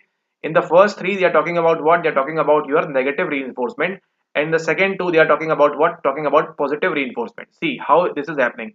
Fastening a seatbelt in car to turn off beeping sound is an example of negative reinforcement. So why what it happened? It strengthens the response. See, you will not wear seat belt. You will not wear seat belt in daily life. Okay, it is not a response by you. But what is going? It is going to happen that you know now this turn off beeping sound. Police will come from behind. Police will come from behind if you will not keep your seat belt. It is not talking about India, about US maybe. Okay, so what it did? This turning of beeping sound, this fear is an example of negative reinforcement. So what does this fear did? It strengthens our response. Now you will put your seat belt, and how it did? It works by reducing or removing something undesirable or unpleasant. What it can be? They can stop you and do things like that. Okay, you have to put fine and all those things. Okay. So what it did? It strengthens your response. So that is why I am telling you in the next two positive reinforcement is given. It weakens our response and it works by increasing desirability and pleasantness of our stimulus. So option number second is the correct answer over here. Let's move forward and do this one. Okay, now see what I told you in the last video about consistency. That question is coming again in some other format. Okay, what they are saying, what they are saying, what they are saying. Which of the following are true about perceptual consistency? See, I will solve right now just on the basis of PYQ, and you will be also able to solve just based on the PYQ if you do proper revision. What they are saying, it applies to perception of size, okay, and color only. No, why? Because I have told you, okay, we will talk about shape as well. In the last video, I told you shape, size and color. So option number A is definitely wrong. They are asking true. So as soon as I eliminate A, now we are left with only two options, or B, C, D, or D only. Now, many visual illusions may be explained. See how things get easy very much. Many, what I did? Okay, many visual illusions may be explained by various constancies. Yes, many visual illusions can be explained by size, color, and shape. Constancies occur in all sensory modalities. Yes, it can occur in all sensory. This is the knowledge you get over here. Okay, it can occur in all sensory modalities. It keeps the appearance of objects, whatever it is written. B, C, D, three of the statements are correct. Okay, option number second, B, C, D is the correct answer, not only D, because you know it can occur, it can be explained by various constancies, and it occur in all the sensory modalities. Okay, it can be for touch, visual, hearing, listening, and all those things. That is why option number second is correct. See how this gets easy. How to mark BCD gets easy just because you have solved the PYQ, where we have discussed that okay, there are multiple types of visual constancies, sorry, perceptual constancies, and only they have given size and color. But we have discussed about shape as well. Let's move forward to next question. That is our question number 100. See, I have told you, I will tell you about theory of mind, and see, this has came up theory of mind. Okay. Now, I am telling you just on the basis of PYQ, you will be able to solve this question. What is mean by theory of mind? Out of these five options, I have told you definitely people with autism, mainly children, okay, small children's 10 12 years age, people with autism are said to have an impaired theory of mind. They don't have a good theory of mind. I have told you this thing, guaranteed 100%. Now you are sure that okay, if sir had told you this thing, option number E, then there is no chance that another option can be correct. Okay, impaired theory of mind, absolutely correct, either ACE only or CE only. Now you know, if E is correct, then C is also going to be correct. What is C? People's ideas about their own and other mental state. That is what I told you, how you feel about yourself, and you have to take care of others as well. People's ideas about their own and other mental state, that is also correct. And people's idea about feeling, perception, see, same thing. And this is not a first term coined by Daniel Goleman. Okay, this was not by Daniel Goleman or Goleman. So this gets eliminated, B gets eliminated, D get eliminated, only left with option number C, I mean A, C, and E only. Option number second is the correct answer. See how you will solve these questions in the exams as well. Okay, how you will solve just based on the PYQs. Option number second is the correct answer. You know, you are following complete videos. People with autism, I have told you, will not have a good theory of mind, and see the question like this is also coming up. Let's move forward to next question, and let's try to find out more PYQs. Which of the following is true about a phoneme? Now, from where this phoneme is coming? Phoneme is coming from your language development.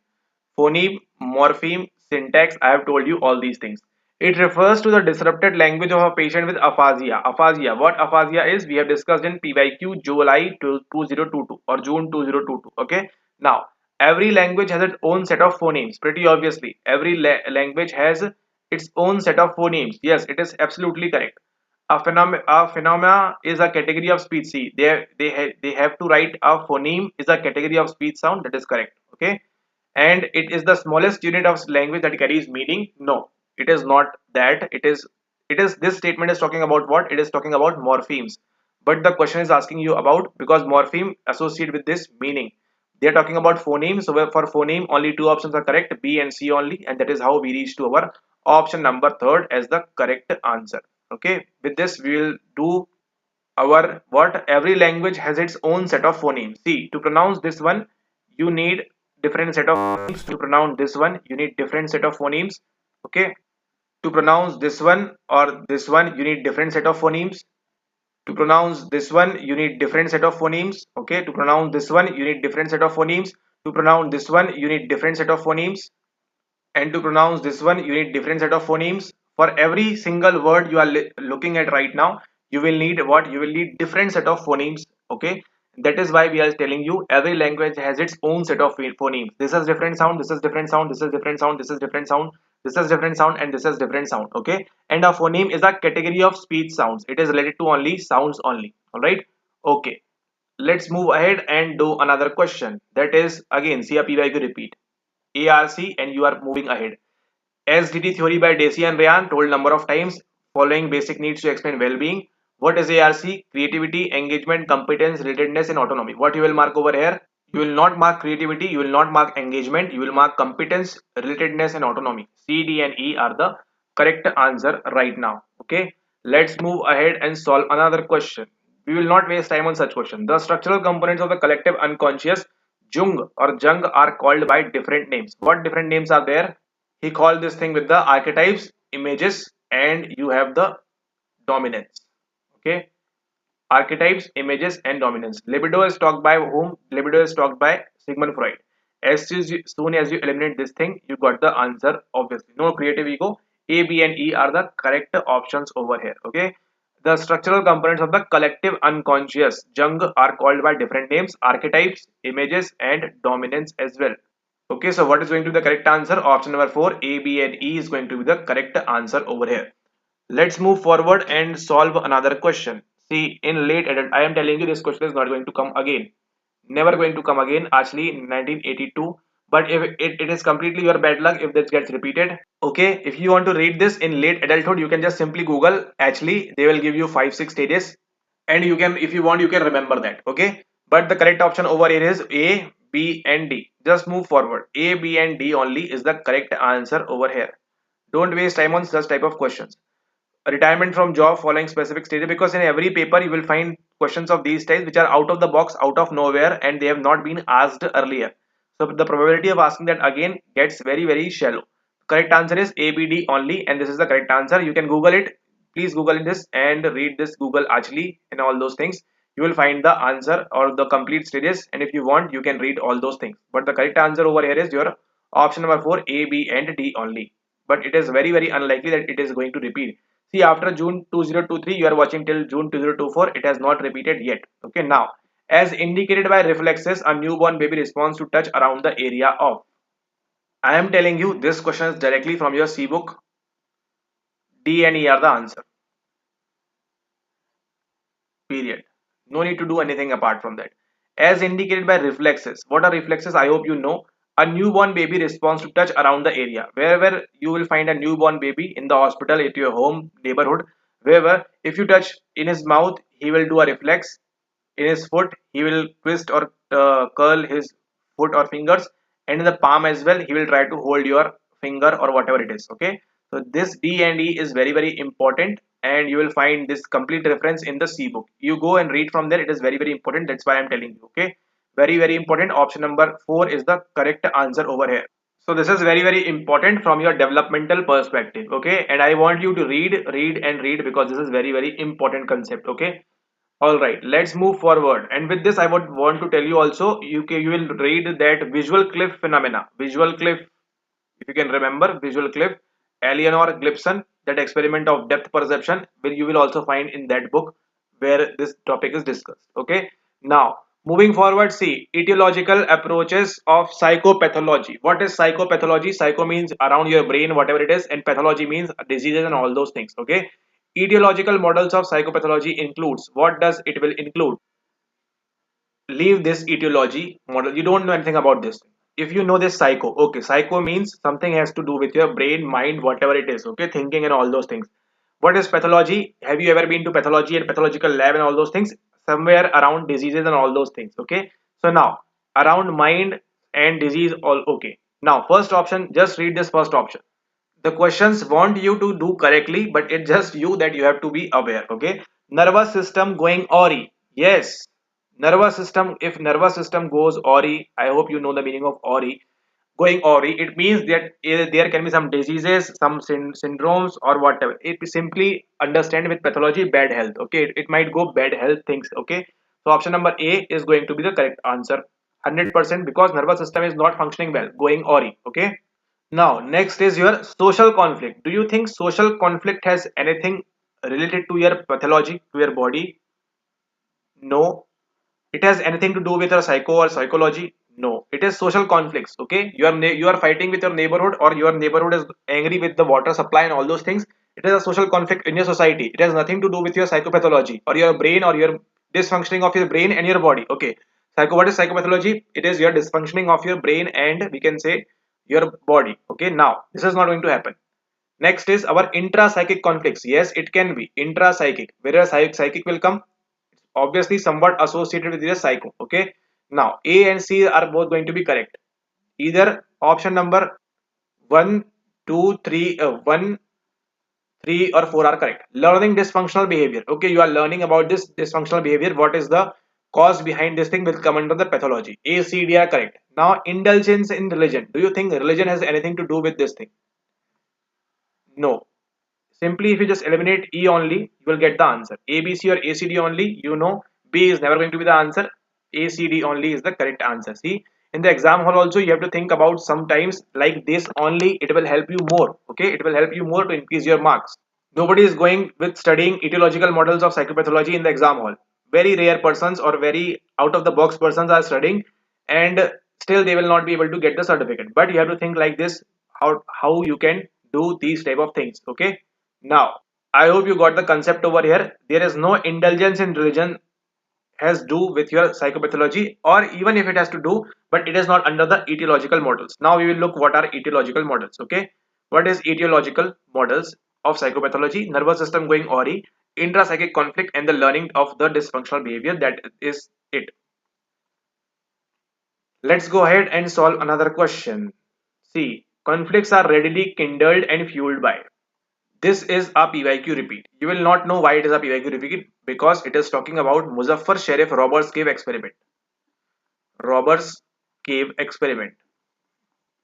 Conflicts are readily kindled and fueled by. How these conflicts can be aroused in groups or whatever it can be. Okay, so competition, yes, we studied this in Muzaffar Sharif experiment that they competed those two groups and there was competition between them, so there can be conflicts. Okay, so competition will always be there, so you are left with only two options. What does coincidation and what does cooperation means? If you know this much English only, you will be able to get the correct answer. Okay, so if you are cooperating with someone, how conflict can happen between you and that particular person or that particular group? Okay, and not is that is not also about the conciliation. It is not a niptara or sort of thing. So B and C are very very vague option. If you understand English this much, I don't think you will mark this option correct incorrect. Why? Because cooperation will never lead to conflict, as well as conciliation will not lead to conflict, but competition will definitely. For land maybe, for sea maybe, for water maybe, for house maybe. Okay, competition for wherever it is, it will lead to conflict. Now, pretty obviously misperception. Okay, complete Indian TV cinema is surrounded by this thing, misperception. Okay, he says that to me, she says that to me, but this guy has told this to me. Misperception. What it will lead to? It will lead to conflict and social dilemmas. Pretty obviously, if you are staying in India, you know what is a social dilemma, and option number 4 is the correct answer over here. Okay, I hope you got the concept how we solve this question. We solved firstly from our Muzaffar Sharif experiment. See, competition, it is related to this Muzaffar Sharif. As soon as you mark this thing correctly, you are left with only two options, and now you have to apply your common sense. Let's move forward to next question. What is meant by bottom up processing? Okay, what is meant by bottom up processing?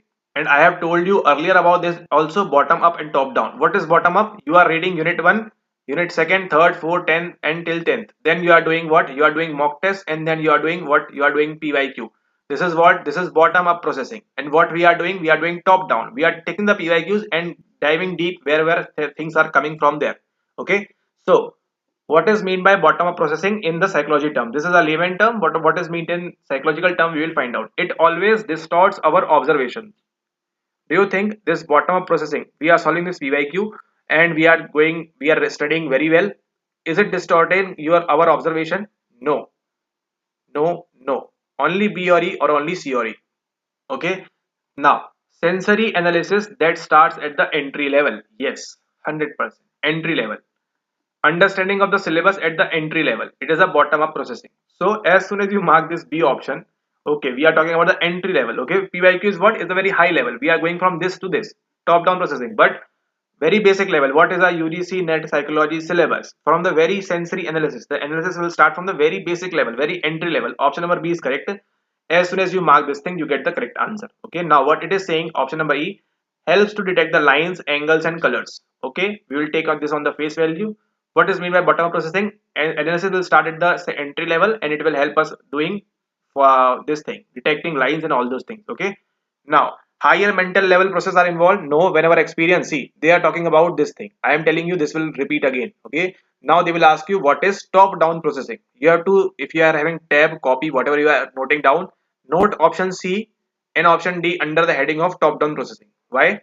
When our experience and expectation guide our perception. Now, what we are doing, we are solving questions are based on our experiences and our expectations. Just for example, it is not like that same way, but for this particular example, it is suitable. Higher level mental processes are involved. Okay, this is also involved. This is called as the top-down, and B and E is called the bottom-up processing. Move forward, fast forward to next question. Again, see a PYQ repeat. Just need to understand Robert Sternberg proposed a triarchic theory of intelligence. I have told you about this much. We have solved in the PYQ as well, but they have asked the what are the things involved under that particular theory. And what is that? It is your creative, your analytical and practical. Creative, analytical, practical. Go to NCRT, you will find the reference. Go to C book as well, you will find the reference as well. Okay. Creative, analytical, practical. You have to remember all the things which are done by Robert Sternberg in his triarchic theory, practical, contextual, and all those intelligence types. Okay. Very, very highly repeated question. Option number one is the correct answer over here. Option number one is the correct answer over here given by Robert Sternberg. Okay. He has also given investment theory of creativity, and he has also given what? He has also given that thing. What? Theory of love. Okay, IPC. Intimacy, passionate, compassionate love. Okay, I will write here as well for those PDF. IPC. Intimacy, passionate and compassionate love. Given by whom? Given by Robert Sternberg. Alright, let's move ahead to the last question or the day. Now, which of the following is are related to developmental screening test? You know what is a test? Okay, psychological test they are talking about. Screening, if you have given anywhere any screening test, it's fine. If not, it's completely fine. Developmental. What does developmental mean? It means that okay, it has something to do with your development, body, and something like that. Okay, we can just assume as of now because we are sitting in the exam hall. And for this, you just get to know this. GISL developmental schedule is a developmental screening test as well as your Denver developmental screening test. These two are the options. See, why this is not the answer? Holland and Brunner. Brunner has given this cognitive theory of development. Brunner has not developed this thing, developmental screening test. So D gets eliminated. And Holland has given hexagonal model. Hexagonal model you will find in the ebook. Don't worry. Everything is mentioned over there. C and D are not the correct option as of now. So option number 3 is the correct answer. Option number 3 is the correct answer. Okay. If you have studied about hexagonal model by Holland, then you will never mark these things. C will never be the answer. So you will be confused between B and D and A and B. Then you can also mark A and B as the answer over there. But don't worry, the likelihood of repeating this is very, very shallow, very, very less. So don't worry about this thing. The correct answer is your option number first, A and B. These are what? These are developmental screening tests. A and B only is the correct answer. Okay, so with this, we are finished with our June 2023 part number second. See you all in part number 3. That is going to be the last part. As you can see, how the parts are getting very narrow and shallow. Why? Because we have done all the hard work in the pre-PYQ videos. We have completely understand what the things are happening and how things are happening. And most of you will find that majorly the PYQs are heavily getting repeated, but it's just that you have to apply some concept knowledge in the PYQ videos as well. Okay, so see you all in the next part. That is going to be part number 3. You have watched 30 questions in the first part, 30 questions. Now we are 110. In the next part, we will complete the rest of the 40 questions and then we will move forward to our December 2023 where you will find more PYQs rolling in. Hello everyone, welcome back once again. So this is our December 2019 question paper. In today's video, we are going to start with December 2019 and we already completed all the questions from your June 2019 and you would have gathered immense knowledge from those videos. Whatever has been told in those videos, you just need to remember that and nothing else apart from that. Okay. And now you will see the magic in December paper where you will find similar type of questions coming again and you will be able to link it very easily because you have done your homework over here. Okay, now moving forward, this is our very first question that came in December 2019. Five phenomena is best seen between which of the following time intervals, and this question has never been asked again. So you don't need to remember this just before exam, you just need to memorize it, nothing else than that.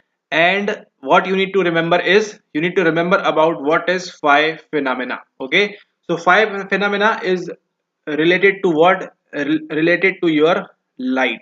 Okay, why light? Because, and before that, who proposed this? This was proposed by your Max Wertheimer.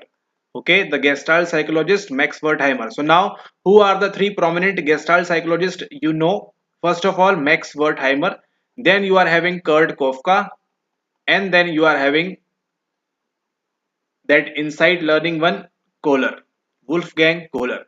These three are the prominent psychologists of your Gestalt school of psychology. Max Wertheimer is the same guy who proposed what? Who proposed your five phenomena. And the answer for this question is 30 to 200 milliseconds. Okay, just this much. Nothing else than that you need to remember for this particular question. And now in your entire life, you are not going to forget what is phi phenomena. So whatever you are seeing over right on the screen is referred to as your apparent motion of these two stimuli. So this is stimuli 1 and this is stimuli 2. You would be seeing this as jumping from position A to position B. But it's just nothing.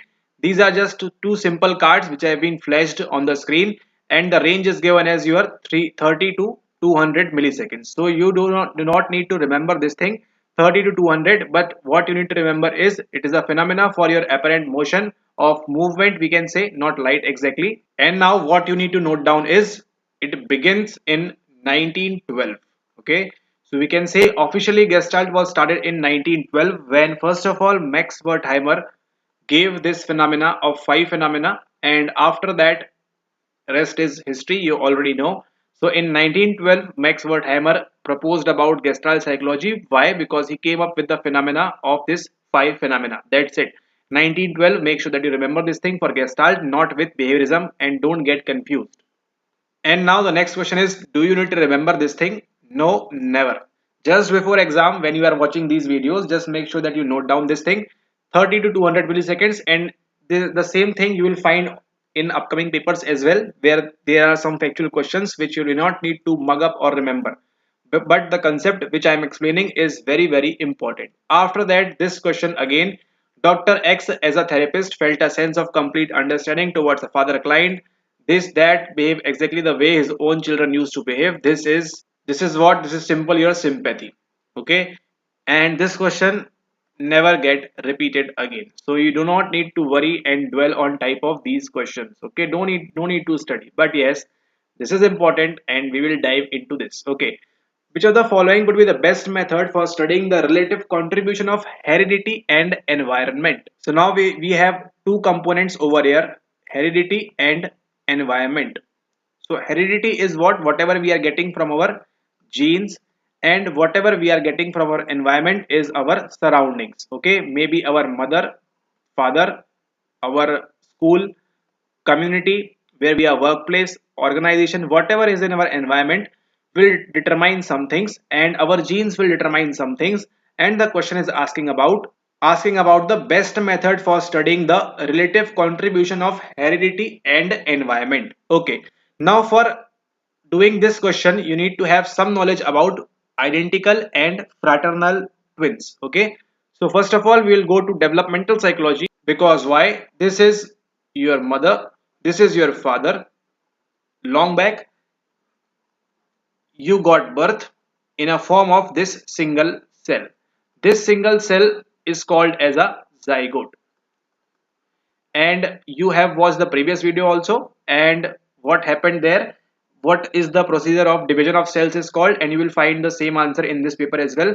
It is called as mitosis. Okay, so what is happening in the mitosis? The cell is getting divided into two. So this zygote divides into two cells, then this into two, this into two, then this into two, this into two, this into two, and this into two, and you form as a baby. Okay, now you are a baby. All right, but before that, the history lies where? History lies in the egg, or we can say the ovum, and the sperm.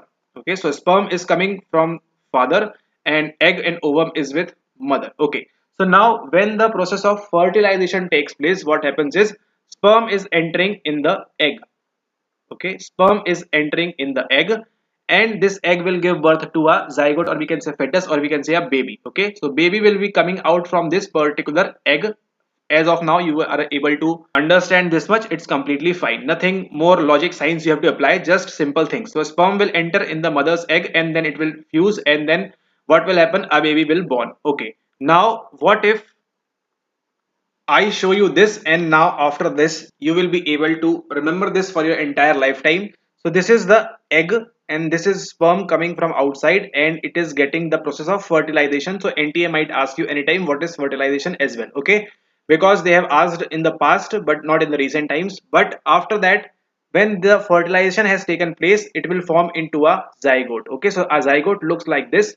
And after that, what is going to happen is this zygote is doing what? It is dividing in the process of mitosis and the division is taking place and it is forming as a embryo and after that it is becoming a fetus. Okay, so you remember the stages of this thing, that this is the stage of development. They have asked questions like this in the recent times. And now once more, this is the fertilization taking place. The first zygote is created over here and then what it is doing, it is dividing and then it becomes in 4 cell, then the 8 cell and it becomes a blastocyst and forming then the embryo and then the upcoming period is going on. Okay, and then finally you are born as a baby. And now why you studied all this? Because we are talking about the identical twins and we are talking about the fraternal twins. So in your daily life, you would have witnessed twins, brother or sister, maybe brother brother, or maybe sister sister. Okay. So how does that happens? Is first of all, this we will take as a mother and father, mother and father. So mother is having a egg and a single, we can say, sperm. Fertilization takes place and a child is born. So we will call this child as identical twins, because what will happen eventually is this ovum or this single egg fertilized by this single sperm, now this will break into two pieces, you will understand like this, and then the mitosis will start happening for these twins. Okay, so this is the process for your identical twins where we are having only single sperm and only single egg. But now the condition will change in the fraternal twins. What is going to happen is this is the mother, this is the father, and now mother is having the ova or let's say 2x and the father will have these two sperms, and now what will happen is this will fertilize this and this is going to fertilize this. Okay, for any confusion, let's remove this and this will fertilize this. Now what is happening is this sperm will have some genetic code and this will also have some genetic code, and that's why it is getting fertilized to different eggs and the child will do what? Child is going to be born from these particular eggs, one child from this, one child from this, and we will refer to this as fraternal twins, and it is also called as our monozygotic. Okay, now you will remember the question also. Monozygotic, this question is being repeated again and again. And dizygotic. So what does zygote means? Zygote means over here that two eggs or zygote is forming from two eggs. Okay, in the dizygote, di means two, make sure you remember di means two, sometimes bi also means two, but mono means what? Mono means only singular. Okay, so monozygotic means zygote is forming from only single egg or single egg zygote. Okay, so mother will have this egg and twins are happening from this particular egg dividing into two forming as the twins, but here from one egg one child, from one egg one child, and it will be called as dizygotic twins. Okay, so this is the example, and these are also called as monozygotic or identical because they are similar, their genetic combination is approximately nearly 100% similar. Why? Because they are being fertilized from the same sperm, fertilized from the same sperm. But what is happening over here is two different sperms are fertilizing, so their genetic combination is maybe somewhat different. Okay, we will don't dive into the biology over here, but the crux of this topic is you get to differentiate between monozygotic and dizygotic. That is the main crux of this question, or sorry, my explanation. And now see how quickly you will be able to solve this question. Comparing identical and fraternal twins reared together. Now you know who are fraternal twins and now you know who are identical twins. Okay. Comparing identical and fraternal twins reared apart.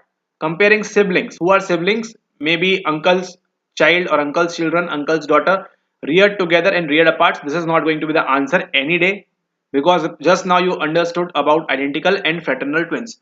So comparing identical and fraternal twins, half from who have been reared apart. And now to sum up this, this is the image. This is for identical twins. Single sperm fertilizes single egg. Single sperm, single egg split into two babies and two halves. DNA 100% maternal and 100% paternal. Okay, maternal and paternal. And here two eggs, two sperm called as fraternal twins. this is the thing which we are looking for. DNA is 50% mothers and 50% fathers. Okay, 50-50, 100% ratio is coming in identical and in fraternal. So there is some difference between monozygotic and dizygotic over here, or fraternal twins and identical twins. Now the question is asking about heredity. So you know about heredity, how it will be measured by identical and fraternal taking together, and environment, how you will change the environment. There's only one option over here which is including both heredity also and environment also. Why? That is our option number 4. Comparing identical and fraternal twins. So this will comprise of what? This will comprise of your heredity portion. This portion will be coming from here, and half of whom have been reared apart. What does reared apart means? Reared apart means they have been taken to somewhere else, maybe let's say America or Russia or China or Japan, wherever it is, and half of them are in India. Okay, so let's suppose there are 100 fraternal and identical twins. 50 of them have been reared apart in India and 50 of them have been taken to America. So are there any differences between them? This can be studied, and this is be called as the best method for studying.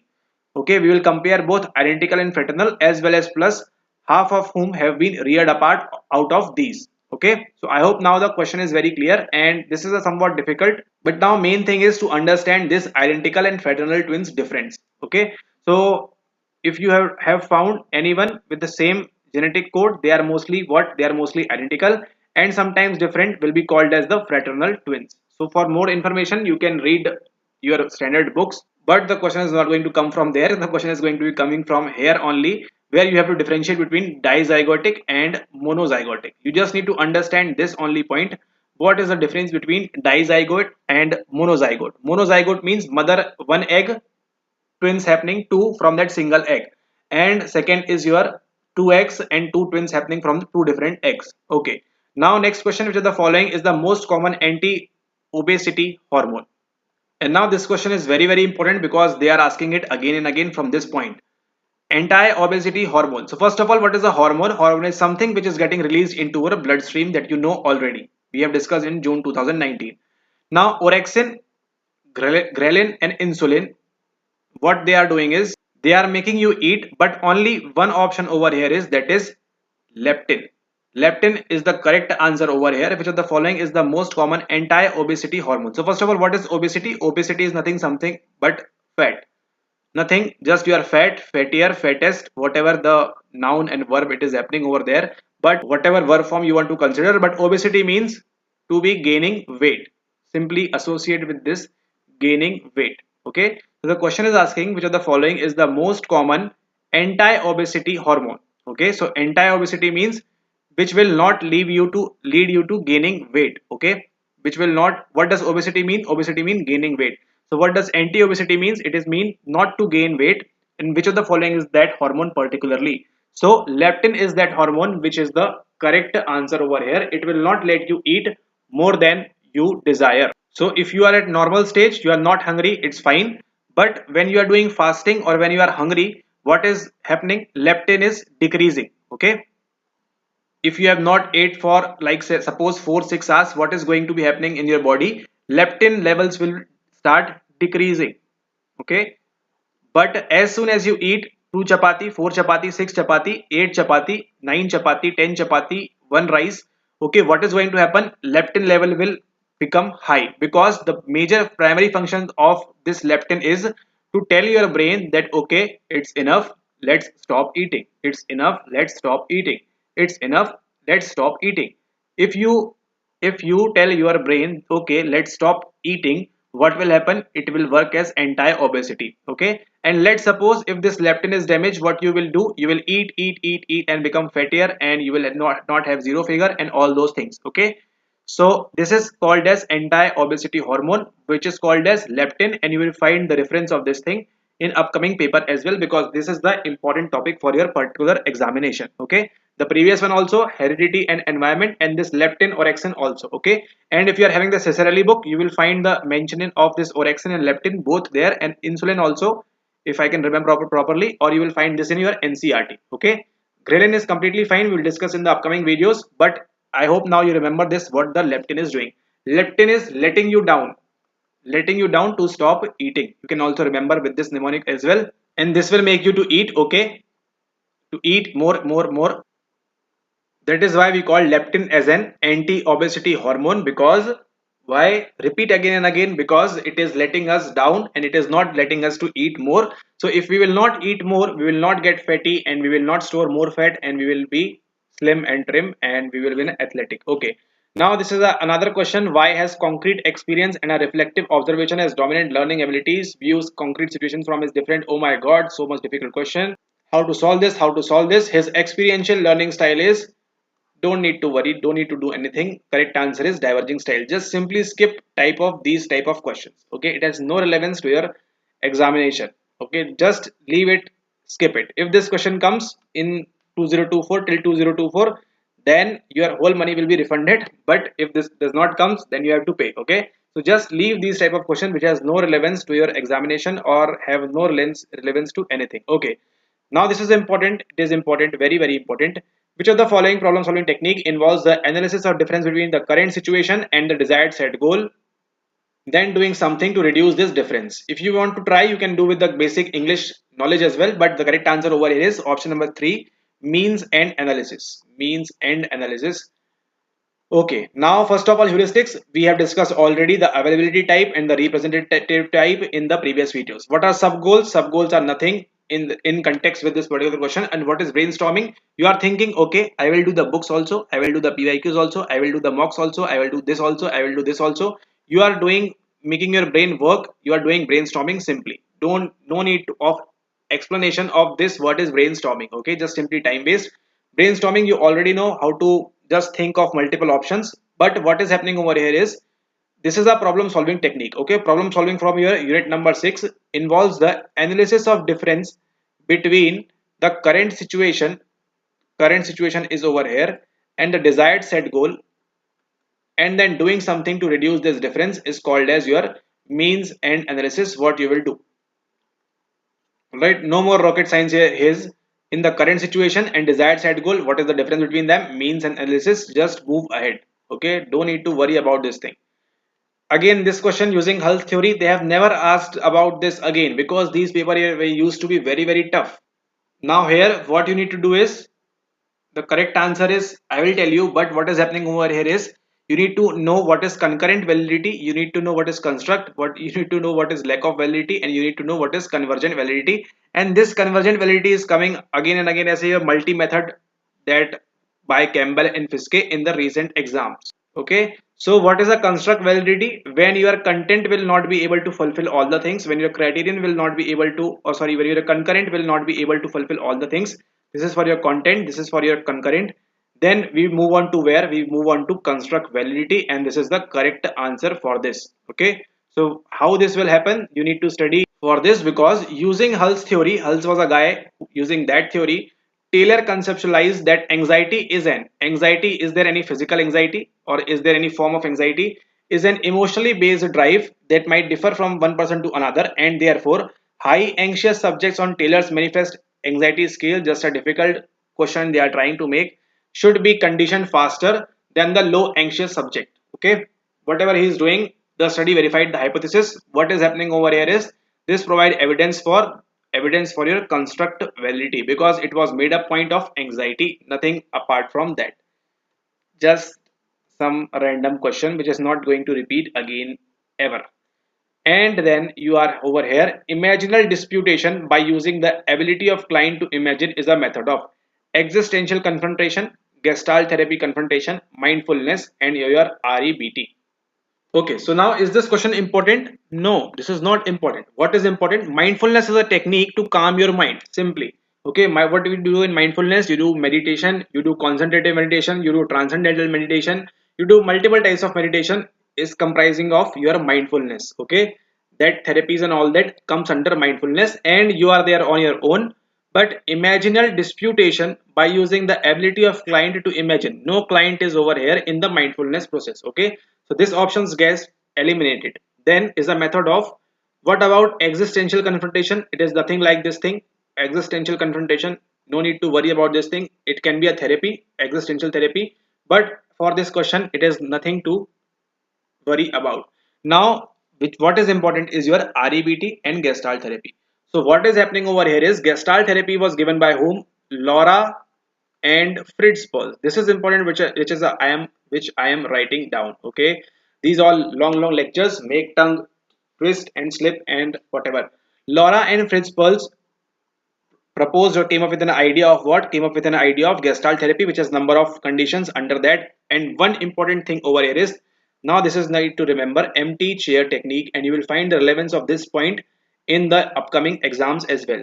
They have asked about empty chair technique again and again. So Gestalt therapy, in Gestalt therapy, you will find what? You will find empty chair technique where they will be saying, okay, let's suppose you are sitting on that empty chair and just try to open up more and more because it is a therapy session. But REBT, imaginal distribution, is the correct answer over here. Given by your Albert Ellis. And what happens in REBT? You can study, but we'll discuss about this in upcoming papers also because everything is mentioned in paper only. You need not to do anything apart from basic books. But REBT, I told Albert Ellis, it has some ABCD functions. And next question is which of the following was described by RB Cattell using S technique of factor analysis.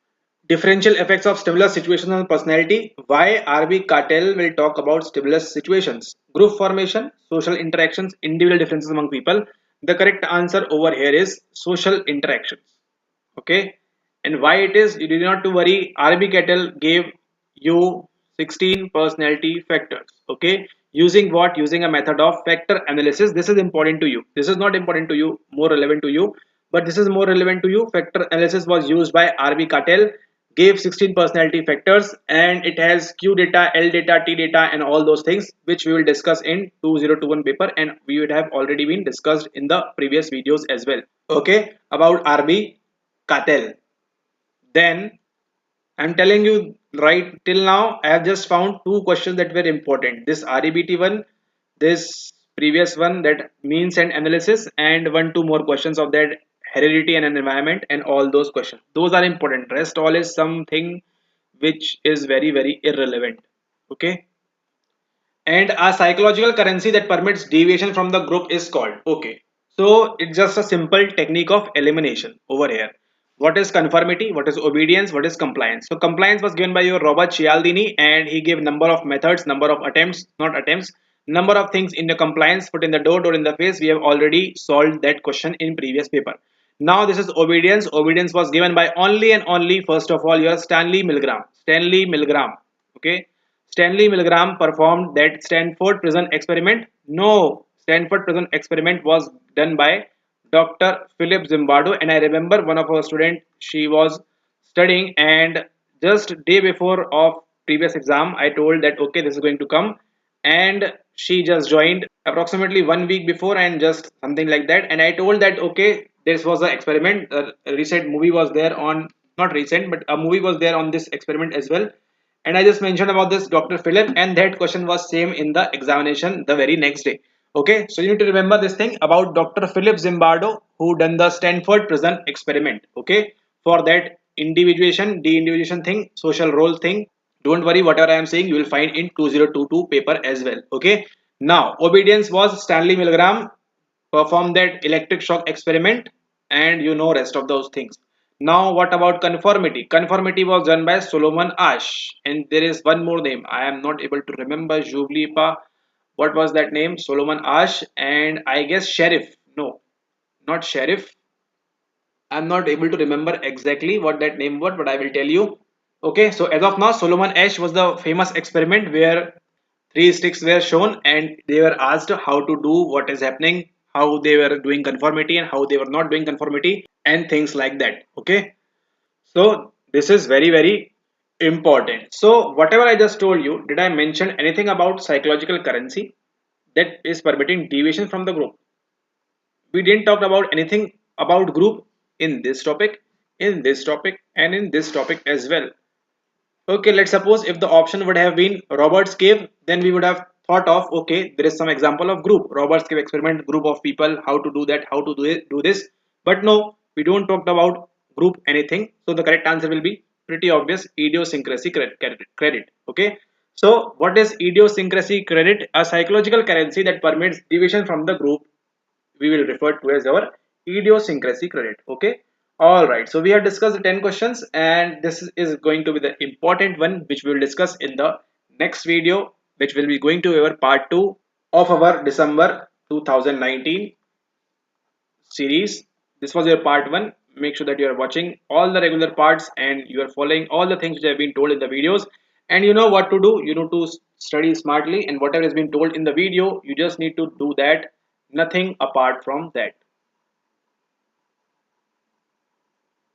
Because you will find no question which I am telling you that this has no relevance. You will find no relevance, no context of that question in this particular era, in this particular year. So you are not here to waste time on each and every stupid question, but you are here to gain real knowledge, exact knowledge, and precise knowledge for clearing your examination. Okay. So see you all in the next video. That's going to be part number 2. We will discuss about testing unit.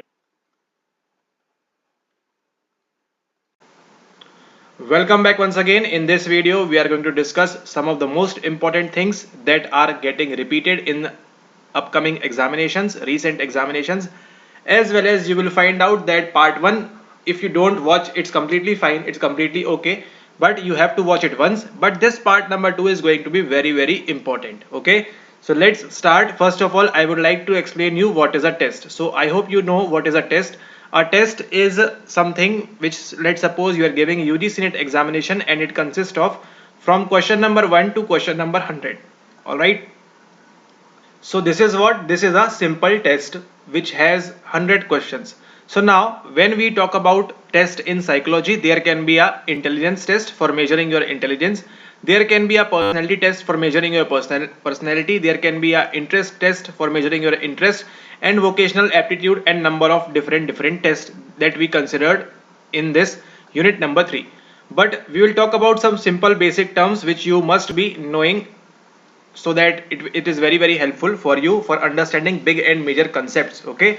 So this is a PYQ course. We will stick to most of the basic things which are asked in your examination again and again.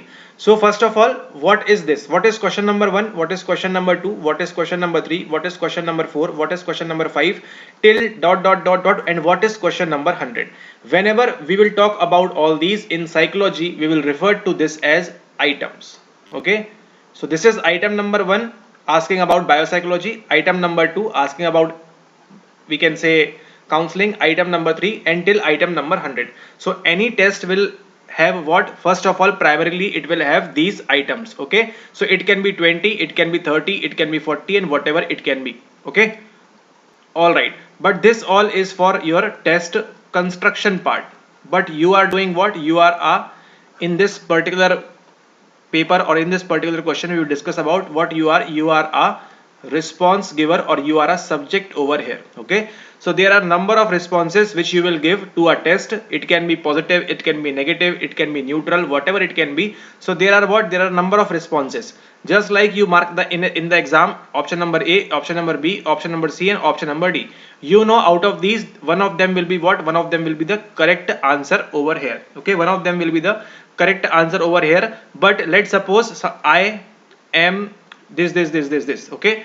So let's suppose you can write anything XYZ thing over here, and it will completely depend upon whom? It will completely depend upon your response, how you are pretending, how you are assuming this particular item, and how you are responding to this particular item. Okay. So now in test, or we can say in testing unit, there are number of responses which have to be dealt with, but right now we will deal with only acquiescence, random responding, faking, and socially desirable responding. Okay. So these 4 are what type? These 4 are your types of responses. Okay. In a test, how you will respond, these all are explained by this thing. Okay. Now we will read the question. In a newly developed adjustment inventory. Okay. So what it is? It is a adjustment inventory using yes no format. Okay. So there are only 2 options or 2 answers, either yes or either no. There were some positively worded items, yes response indicating adjustment, and some negatively worded items, no response indicating adjustment. Test developers follow this practice to offset the effects of. Okay. So out of these responding, what the test developer has tried to offset the effects of which of these? About acquiescence, about faking, about socially desirable responding, and about random responding. Okay, let's suppose you are there in the exam hall. How you will respond this? So first of all, you will eliminate option number 3. Why? Because it is saying random responding. Random responding can be anything which you are doing randomly. So this option is easily eliminated just by simple knowledge of English language. Okay, random responding is never going to be the answer. And if still you don't know English, it's completely fine. This is never going to be the answer in this particular question. And this is not even a good option as well. Okay. Alright. Now what the question is saying, there are some positively worded items. If the response is yes, it will indicate what? It will indicate adjustment. And some negatively worded items, no responses indicating adjustment. Now what does this mean? Let's suppose I am bad. Okay, this is an item you are giving the test, and it is written in that item I am bad, and what you are responding? You are responding yes. Okay, you are responding yes. Now let's suppose after 3 4 next items there comes again an item which is saying I am very good. Okay, so what is going to be the appropriate response? If you are a sound person, if you are a normal person, and you are answering I am bad, yes, that means you think of yourself as bad. But now next item comes I am very good. So obviously what you will answer for this? You will answer no for this. Fair enough.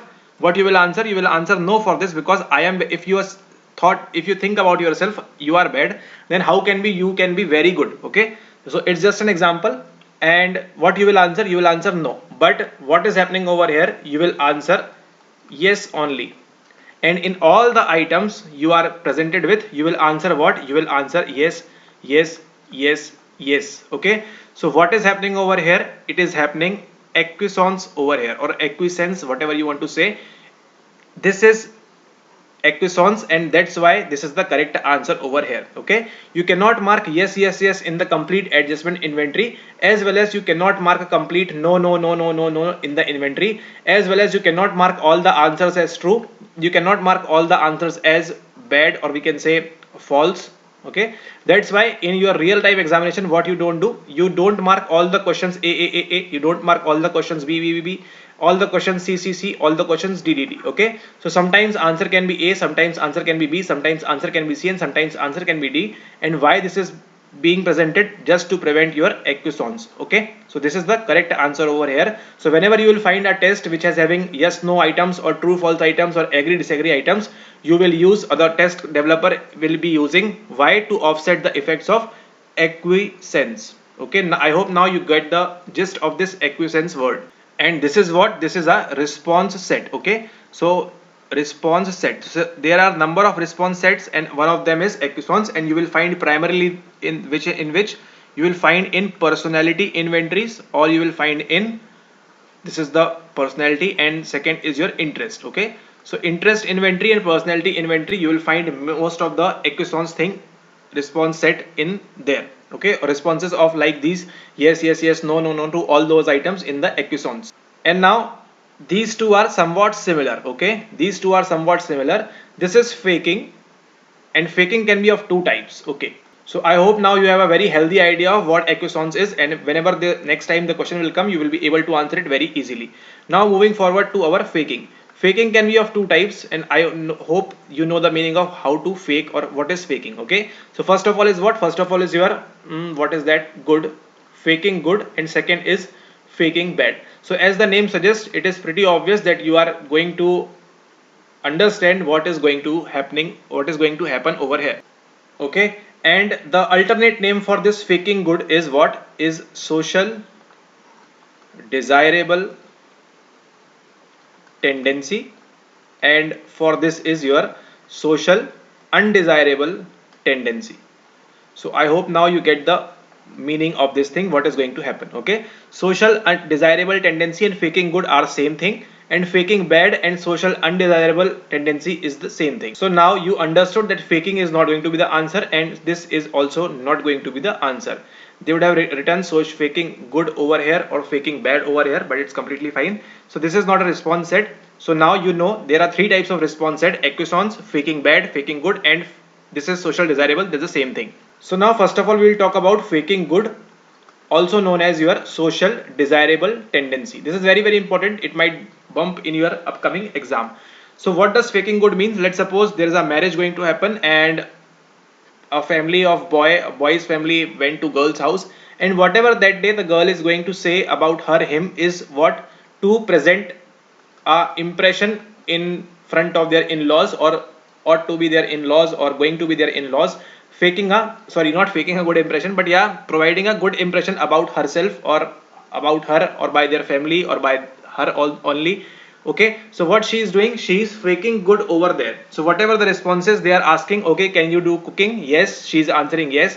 What you can do this thing? Yes, I can do this thing. What you can do this thing? Yes, I can do this thing. You should not be doing this thing. No, I don't do this thing. So what she is doing, she is manipulating, or she is answering in such a way that their marriage gets fixed or something like that. Okay, so I hope now you got the gist of this faking good thing or social desirable. What does social desirable means? Anything that is desired by the society. Okay, so you cannot smoke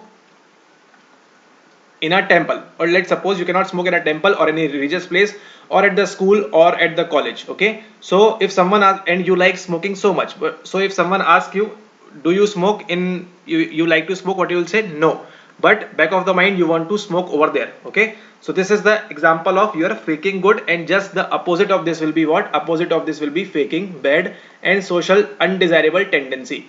So let's suppose you want to not to go out in the party, so what you say, okay, I am ill, okay, I am having this thing, I am having this thing. So just like how childrens do when they don't want to study, what they do, okay mama, my pet or my stomach is aching, my I am having headache. Okay, so all those things which are what, which are not desirable or socially undesirable, it's just the example over here.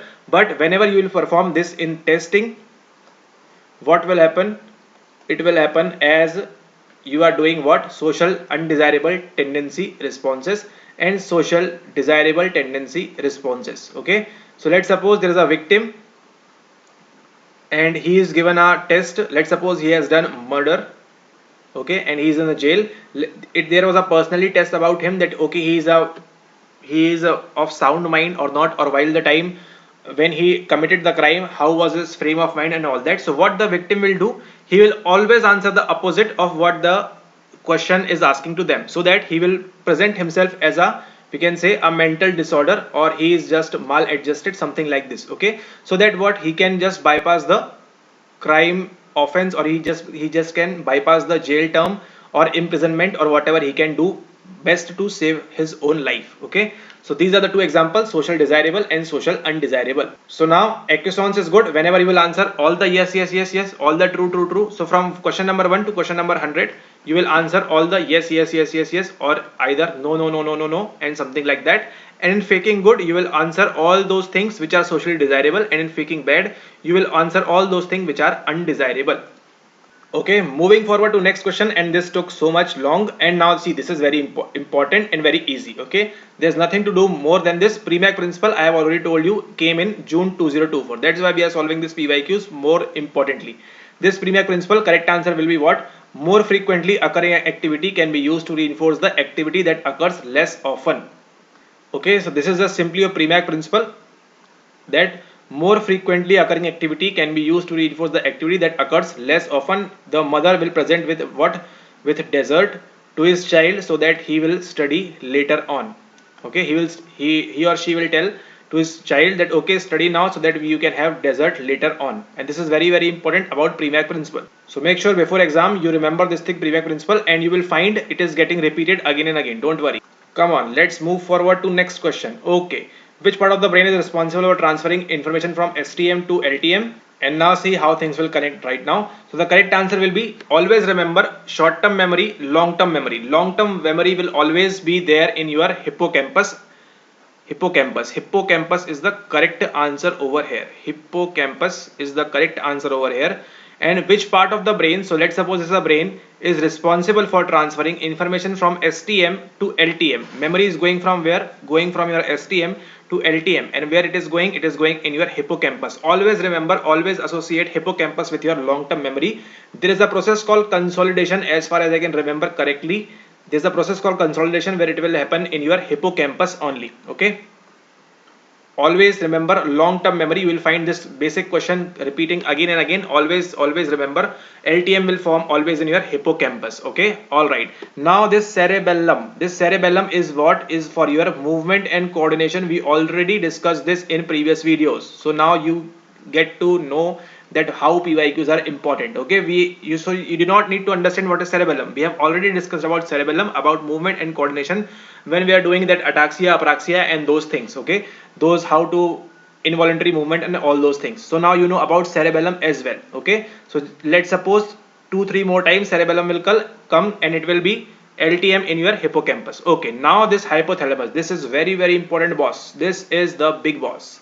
Make sure you remember this thing. This is the big boss. Whatever is happening in your body, hunger, sex, water, drink, whatever you want to do, anything you want to do is being operated by this guy or this person or this important thing in your brain, which is called as hypothalamus. Okay, just remember this thing. 100% big boss. It is your big boss.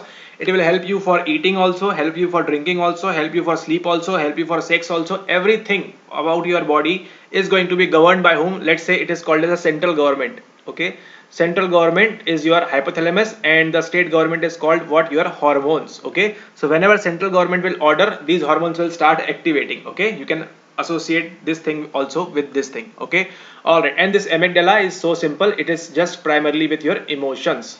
Okay, so I hope now just remember this, memorize this and just do it again and again. Hypothalamus is for your what? Hunger and all those things. It is just a big boss. Just remember like this, big boss, because we will discuss when we will discuss about pituitary gland. I will tell you why this is very important. And this hippocampus is for your memory and this is for your movement and coordination. And let's move ahead to next question. That is our according to see, this question never gets repeated. It's going to come never. Okay, so don't worry. It's just a basic common sense question. According to definition theory, for the development of a concept of an office, one must, okay. So now you have to develop a concept. What is a concept? Anything, just go and read NCERT. Okay, I'm not going to explain what is concept. You already know what is a concept. Okay. Okay. So do I need to explain what is a concept to you also? No, see, this is amygdala. I explained just to you the concept. This is hypothalamus. I just explained the concept. This is hippocampus, and I am just explaining the concepts. So you better know what is concept. So for concept of an office, one must. Okay, so let's suppose you are there, and you want to develop, and I am here, little baby, and you want to develop what? You want to develop concept of office in my mind. So what you will do? Will you construct an ideal office? Will you take me to visit various offices? Or will you list all essential features of an office or transform a roof into office? What you will do, according to definition theory, whatever theory it is, they are going to come again. What you will do, simply you will list all essential features of an office. You will tell me that okay, there is a desk, there is a AC, there is a window, there is a what, that shutter bar, and there is a pen on the table, there is photo of India back in the backdrop and all those things. What you will do, all the essential features of the office you will tell, so that I will be able to understand, okay, according to definition theory, this is a concept of office. Okay, moving forward, we read the following conversation and choose the best option. Okay, so this question was used to be asked again and again in those papers, but right now it is completely eliminated. But the concept is coming from your transactional analysis and it is very important. Okay, so this single lecture will take approximately 1 to 1.5 hours. Okay, so transaction, make sure you remember this thing what I'm telling you right now, and when those questions will come I will explain that thing to you as well. Okay, so transactional analysis is a technique given by whom? Given by your Eric Berne. Make sure you remember this thing, it will come in your exam again and again. Eric Berne gave about us about a transactional analysis. Okay, in transactional analysis there are three more important things. First is P, second is A, and third is C. Okay, so I hope you or you might not have heard about Tupac. Tupac was a singer, a rapper from America, and with this name you can associate this P thing, this A thing, and this is child thing. Okay, so it is for your parent ego, so your adult, and this is your child. Just remember this thing, Tupac with transactional analysis. Just remember this thing and you will be able to solve answers based on this only: parent, adult, and child. Just remember this as of now. Okay, and the correct answer for this is your adult complementary transaction. So there are some transactions happening over here, but as of now, what time it is? I think it is about 9:30 a.m. So as of now, just remember the question is coming from your transactional analysis. And who gave this thing? This thing was given by Eric Berne or Eric Berne. and there are three important things in this, which is parent, adult and child. Okay, so we operate our person, and this is a topic from your personality types. Okay, and we operate ourselves from these three conditions: parent ego, adult ego and child ego, and all those things. Okay, we will discuss more about in upcoming papers as well, don't worry. Okay, feminist theory, no need to study this, never going to be asked again. Feminist theory helped in dealing with gender inequality, understanding this thing. Correct answer is option number 3. Just move ahead. Don't waste time on these questions. Okay, you are not going to be someone who is going to study deep in or doing PhD in all these topics. Okay, but whatever is important, I am telling you proactively. Okay, and see, just see over here. I just told you about frustration aggression hypothesis, and it is coming again.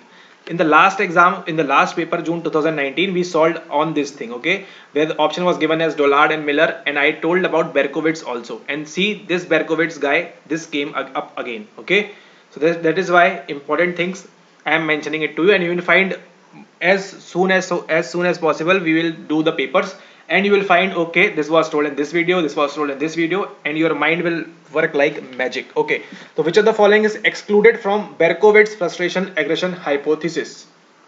Now the question is saying about this guy, Berkowitz frustration aggression hypothesis, which of the following is excluded? Frustration always leads to aggression. Social rules may inhibit aggression. Frustration may result in this behavior, and cognitive factors can overside aggression. Okay, so now what you need to remember is, first of all, the correct answer is this one: frustration always lead to aggression. Frustration always lead to aggression. This is not thing. Why? Because the question is asking about which of the following is excluded from Berkowitz frustration aggression hypothesis. Okay, so I would like to show you this document, and see, this is very important. First of all, aggression or action meant to harm or destroy is unfortunately another typical reaction to frustration. So once you are frustrated, it will lead to aggression. We can understand that this statement is saying this. Early psychologists in the field of behaviorism proposed the connection between frustration and aggression. Okay, so in the previous video also we talked about this thing, frustration and aggression, calling it the frustration aggression hypothesis, Dollard and Miller. So first of all, Dollard and Miller name is associated with your frustration aggression hypothesis. Okay, all right. Although, now look over here, although they believed that some form of frustration nearly always precedes aggression. Okay, what it is saying, every single word is important. Nearly always precedes aggression. What is preceding? Frustration. Okay, fair enough. But that does not mean that frustration always leads to aggression. Frustration will lead to aggression. It is not the case. Yeah, in some cases it might precede, but it's just the word twisting over here. Okay, and then in a reformulation of the frustration aggression hypothesis, Berkowitz 1993 stated that frustration creates an internal readiness to aggress. It is creating what? It is creating an internal readiness to aggress. But that aggression will not follow unless certain external cues are also present. There should be some external cues that are presented, so that that person will follow the aggression thing. For example, if the human source of a person's frustration is far, let's suppose you are this much and I am this much, so it's pretty likely that you are not going to fight with me no matter how frustrated you are. Okay, why? Because I am bigger and stronger, far larger and stronger in appearance. Because why? There is no external cue for you to show your aggression for me. Okay, and that is why we are marking this thing. Why? Because which of the following is excluded? What is excluded? Frustration always lead to aggression. No, this is not the case. Social rules may inhibit aggression. Yes, social rules may inhibit aggression. You will not aggress towards your parents, towards your elders and all those things. Then frustration may result in other behavior than aggression. Yes, you can shout on someone, or you want to bang your head on the wall, which is your one of the other behaviors. And cognitive factors can oversight aggression. Yes, pretty obvious that if you are going to get money from someone, or you are going to get a promotion, you will not storm on your boss. Okay, so now you saw just now that this was the very first question that came from the previous paper. Okay, there are many questions. Okay, this question, 11 rural, 11 semi-urban and 11 urban students were thoroughly interviewed, and they were ranked using a pool sample of N33 for their communication skills. Which of the following statistical technique?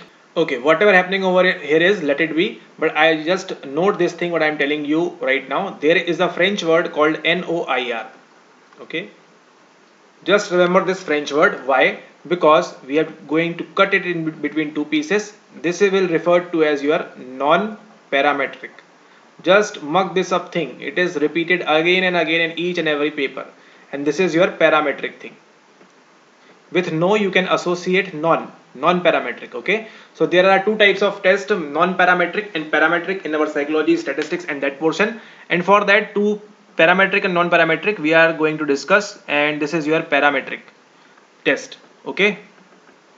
And what is going to happen over here is yes, okay, so this is your IR. So why this French word is very important in your life, entire life? Because N is for your what scale? N is for your nominal scale or nominal data, whatever the question is asking, nominal scale, nominal data. O is for your ordinal, and I is for your interval, and R is for your ratio. And just remember this thing, note, very important note, only ratio scale is having what? Having absolute zero. Absolute zero is always already or will be available only in the ratio scale, ratio thing. Okay, this is very important, and you will find a question from this particular statement what I am saying right now. So absolute zero is only available in ratio scale. Okay, and it has an absolute zero, means what is your weight? You can have 0 weight, and you can have 40 kilo weight, or you can have 50 kilo weight.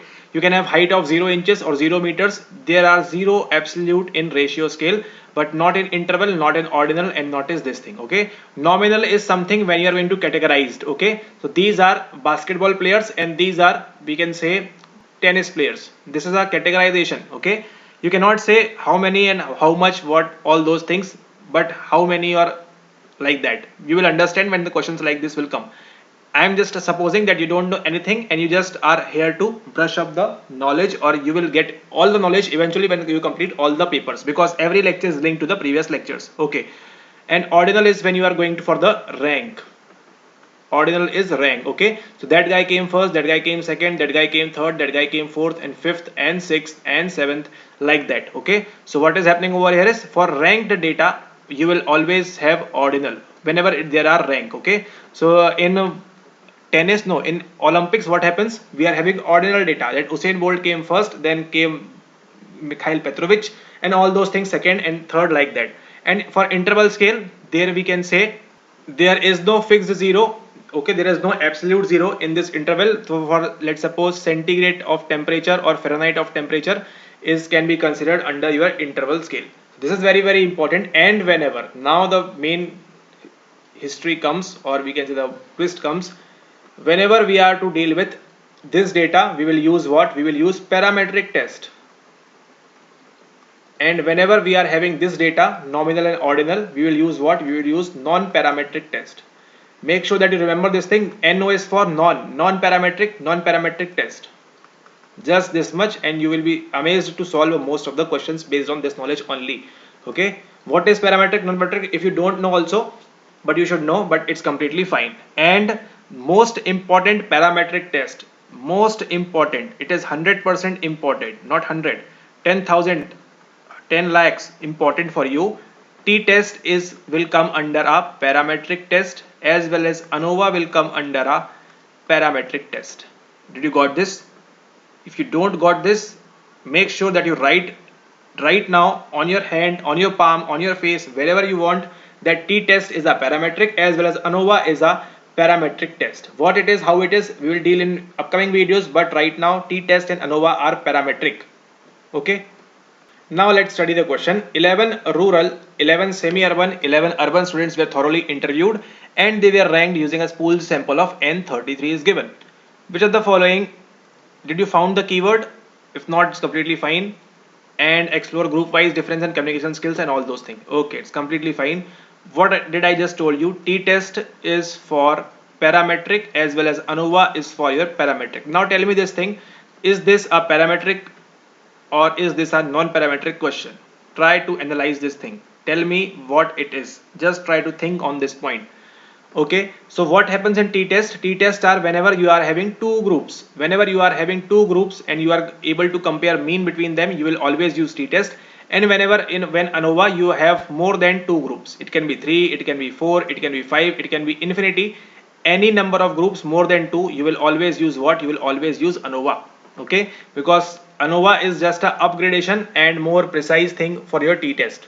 Okay, so right now you got to know t-test and ANOVA are two parametric tests, and parametric test will always deal with your interval data and ratio data. Okay, so are you finding any interval or ratio over here? And I will tell you the keyword right now. Okay, and now this is the keyword. What it is written over here? It is written over here as ranked. What does rank mean? Rank mean your ordinal. So one way ANOVA for independent sample, ANOVA is all eliminated over here because we just got to know that this is a ordinal data. Ordinal will work for NO and it will work for our non-parametric test. Fair enough? Okay. Now what is this Friedman test and what is this Kruskal-Wallis and what is this rank difference correlation? In the upcoming videos, I will draw a table or chart of this thing where it will be parametric and here it will be non-parametric. Just mug this up. You will be able to solve more than 10 questions just based on this. Okay. So the correct answer for this as of now you must remember is Kruskal-Wallis H test. What it is? Kruskal-Wallis H test is the correct answer. Why it is, you will find in upcoming papers. Don't worry, I am telling you the same question opposite way is going to be asked in the upcoming exams. Okay, so correct answer over is Kruskal-Wallis. Why Kruskal-Wallis? Because one group, two group and three groups. How many groups are there? There are three groups. There are three groups over here. 11 rural, 11 semi-urban and 11 urban. So no matter in the history or world in our life, we are going to use the t-test over here because we are having three groups. Okay, and but they were ranked, so we will use non-parametric test. And now you got to know that Kruskal-Wallis S test is what? Is a non-parametric test. Fair enough? Now you just from this lecture you know that Kruskal-Wallis is a non-parametric test and parametric are your t-test and your that's ANOVA thing. Moving forward to next question. Lecture is getting long. Okay, the bipolar adjective fast low and it's just simply an activity factor. You will find this in 2021 as well, and in cancel paper also there is a question on this particular question. This is a Osgood semantic differential scale. In 1957 it has three factors: evaluative, potency and activity, EPA. Just remember this thing, and if you go through the AK Singh book, there's a table diagram drawn over there. Just remember all those things which is coming our activity, which is coming under evaluation and all those things. Okay, this is a very important concept. Moving forward to last question for the day. In quota sampling, the probability of each element of population being included in the sample is, can you just think what is going to be happening in quota sampling? Is equal to sampling fraction can be specified. No, it cannot be specified in advance. This is the correct answer. Why strata? We are not going to talk about probability. It is asking about quota sampling. So quota sampling is comes under what? Comes under probability or non-probability. कोई अगर जाएगा snow सत्तू देगा. See, PYQs are getting repeated again and again. Quota sampling, accidental sampling, judgmental, saturation, snowball and dense sampling. Just remember what is happening in this, and in quota sampling cannot be specified in advance. We cannot say this much quota is going to be taken, this much quota is going to be taken, and the lecture is not going to be taken more because we are done with more 10 questions and this is the end of part 2. I hope you enjoyed this video. This was very important video. Part 1 was it's okay. You could have, if you skip, it's completely fine. In this question also, no need to study. My friend, this is not going to come. So don't need to waste time on such questions. But whatever I am saying, you will find exact same questions getting repeated again and again. See you all in third part. Thank you. Have a nice day ahead. We are into part number 3 of our December 2019 series of Premium PYQ 2.0. In the last video, we discussed about this question, that this question is not going to come again repeat. So the correct answer over here is your Mahayana Buddhism. Okay, so this is from your unit number 1 where we study about Buddhism, and in that we have major 3 schools. This is Vajrayana, this is Theravada and this is Mahayana, and this is also Nirvana, which is something related to your enlightenment and all.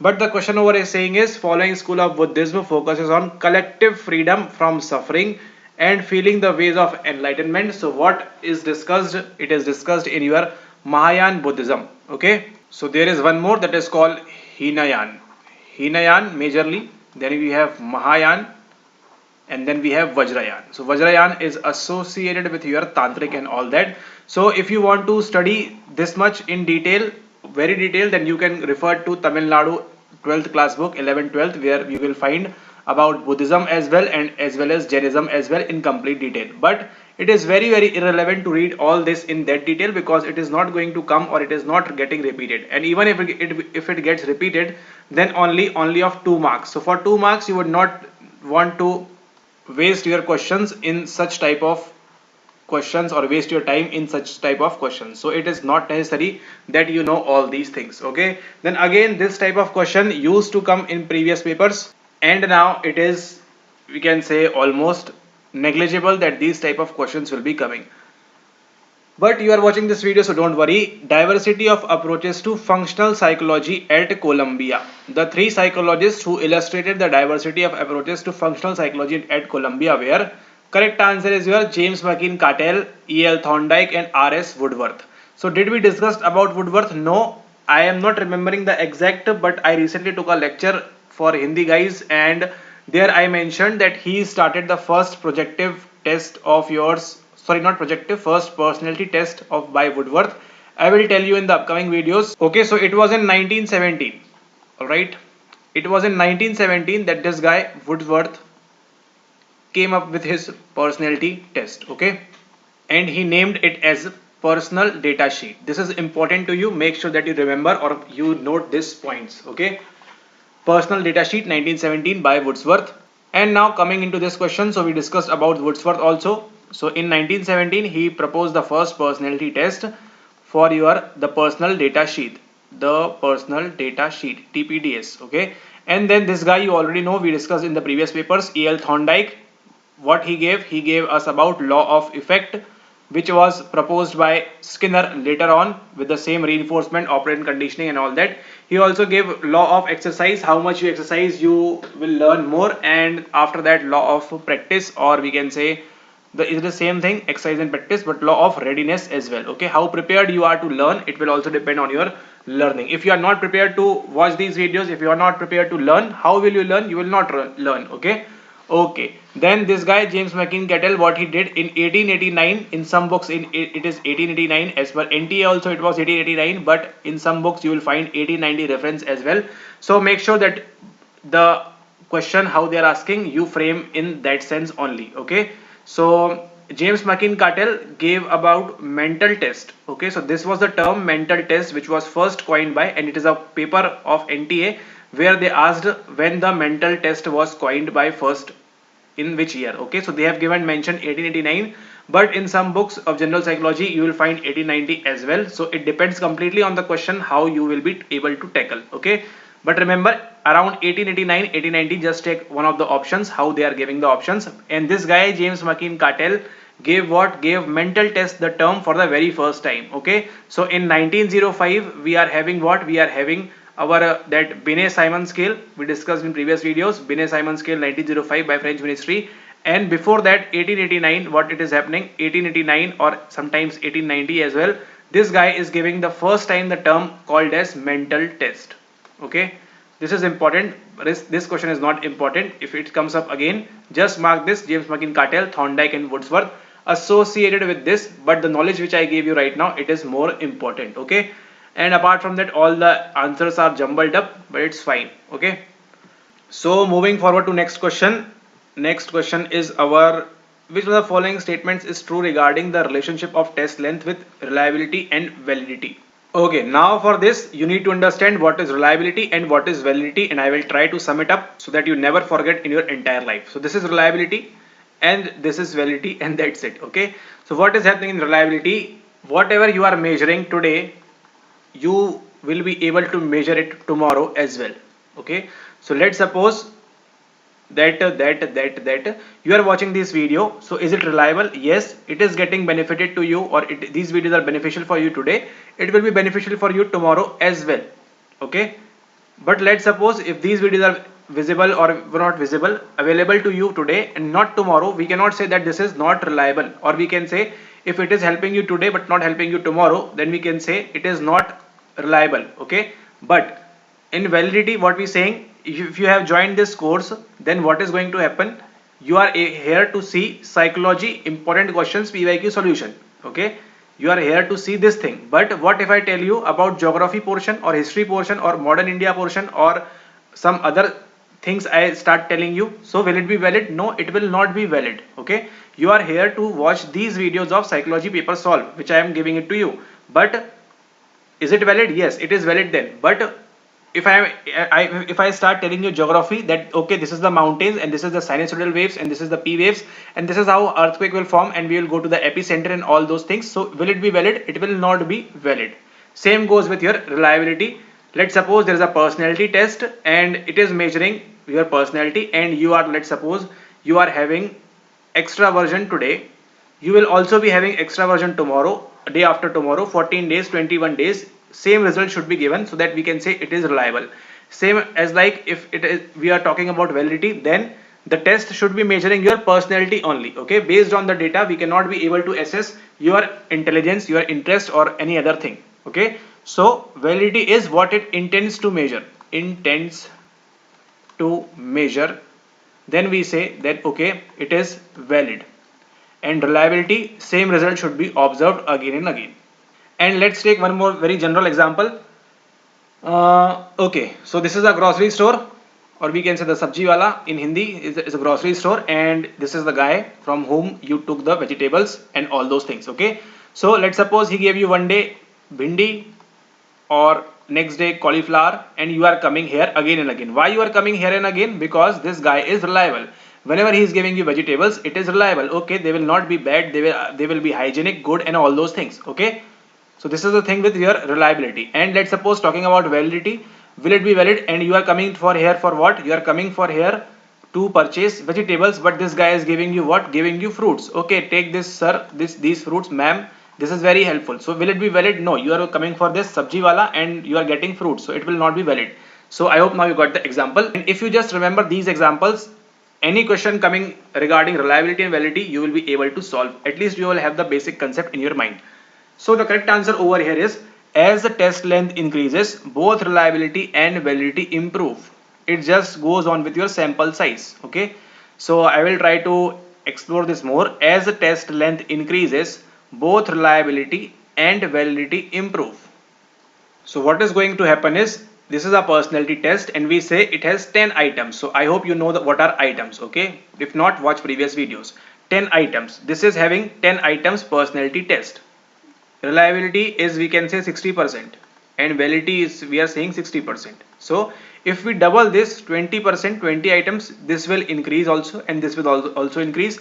We took it to 40 items, it will also increase, it will also increase. If we took to 80 items, it will also increase, it will also increase. Okay, so as the test length is increasing, the items are increasing, test length is doubling, tripling, quadruple and pentagonal, whatever it is getting increased, your reliability and validity will always be increasing. Okay, just suppose like you watch the first video, you were okay, it will be reliable or valid. But if you watch 10 videos, your reliability increases, validity increases. You watch 100 videos of mine, very high reliability and validity coming up soon. Okay, why? Because as the test length is increasing, you are getting result higher and higher, or you are getting reliability higher and higher. Okay, this is helpful, this is helpful, this is helpful, and this is reliable, and this is valid. Okay, I am learning about psychology only, I am not learning anything apart from psychology, so it is valid as well. And we are talking about UGC net questions only, and not for GATE or for 11 12 or for any PGT exams. We are not discussing any of those things. Okay, so now I hope the answer is clear. Just mark this concept up, that as test length increases, both reliability and validity will improve, and this reliability and validity also have a relation. We will discuss this when the question will arrive. Okay, moving forward, see PYQ repeat. As soon as you saw this, I just told you in that video also, there are only how many stages? There are 5 stages, and now you will be more joyful because we discussed perceived emergency, cost benefit and all those things. We will discuss those 5 steps, and this is the what same question is asked again. Question is saying, according to decision stage model, how many stages are comprised in taking a decision? How many? 5. Perceived emergency, this, that. Total how many stages? Total 5 stages. And I told you that this question is very important, and it is came up in recent exams as well. They are asking one time how many stages. They are asking these stages, arrange these in order, and we arrange that in order as well. Okay, so you saw this particular question that PYQs are getting repeated, and as we do more papers you will be able to solve easily because you would have been all gained the knowledge. Which among the following are the levels of processing that proposed by Craig and Lockhart? Okay, so first of all what happens is, this is from your topic memory, and this Craig and Lockhart came up with the idea of levels of processing model, which you will find in NCERT as well and in general books as well. So this was in around 1972. Bradley H model around 1984. That working memory concept 84 74. I'm just not sure, but yes, this time it came very late. Working memory concept came very later on. Okay, and then you have in 1968. In 1968 was whom? By them, by Atkinson and Shiffrin, stage model, Atkinson and Shiffrin. Everything is mentioned in the NCERT, everything is mentioned in the standard books, and everything is mentioned in our lectures and PYQ solving papers. Okay, so you will find this same question in 2021. Not this question, but what I just told you about these years, it will get repeat in 2021. Okay, make sure that you watch those free lectures because it was completely free on YouTube. Okay, all right. So 1972 Craig and Lockhart. So in the Craig and Lockhart model, what it is saying? It is saying that we are levels of processing, and we will be having three levels over here, and those are physical, acoustics, and semantic. We process information by these by meaning. Semantics means, cement means always means meaning. Okay, so it is associated with your semantic memory is meaningful memory, whatever you learn the facts and mug those all those things. Acoustic is your for your, we can say, the listening part which you are doing. Okay, acoustics, you have said music and all that, acoustic music and all that. So this acoustic is for your sound listening, and the physical is for maybe for your eye touch and whatever you are doing by those things. Okay, so physical, acoustic, and semantic are the levels proposed by. You can learn also as this pass. There's one more model of intelligence, PASS, so don't get confused, just make it SAP. Okay, or APS, whatever way you want to learn this mnemonic, you can do by three of those ways. SAP is, I think, more convenient. Semantic, acoustic, and physical, by these three means are what? These are the levels of processing proposed by Craig and Lockhart. Just remember this, just mug this up. It is not going to repeat, but you have to be well prepared. Okay, this might come. Okay, and then we have given over here, this is again next question, which device is used for the expression of different letters of a word? And what I just told you, SAP, what you did, acoustic, this is physical, and this is your semantic.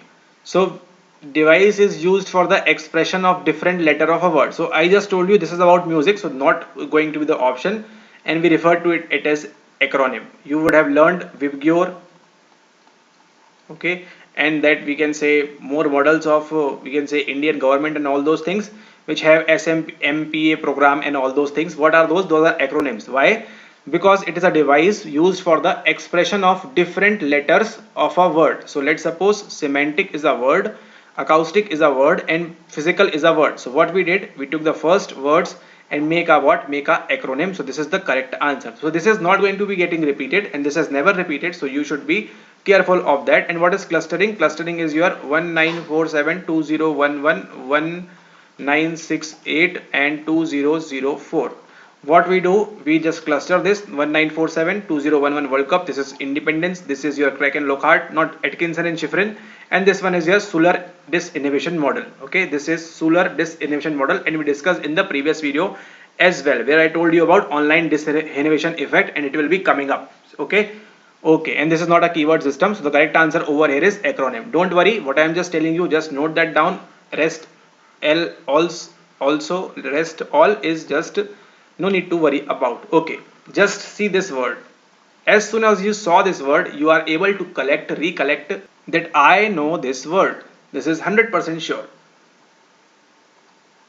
Now, which of the following explains the tendency of traits that are encoded on the same chromosome to be inherited together? Do this question has any relation to mitosis? A big no.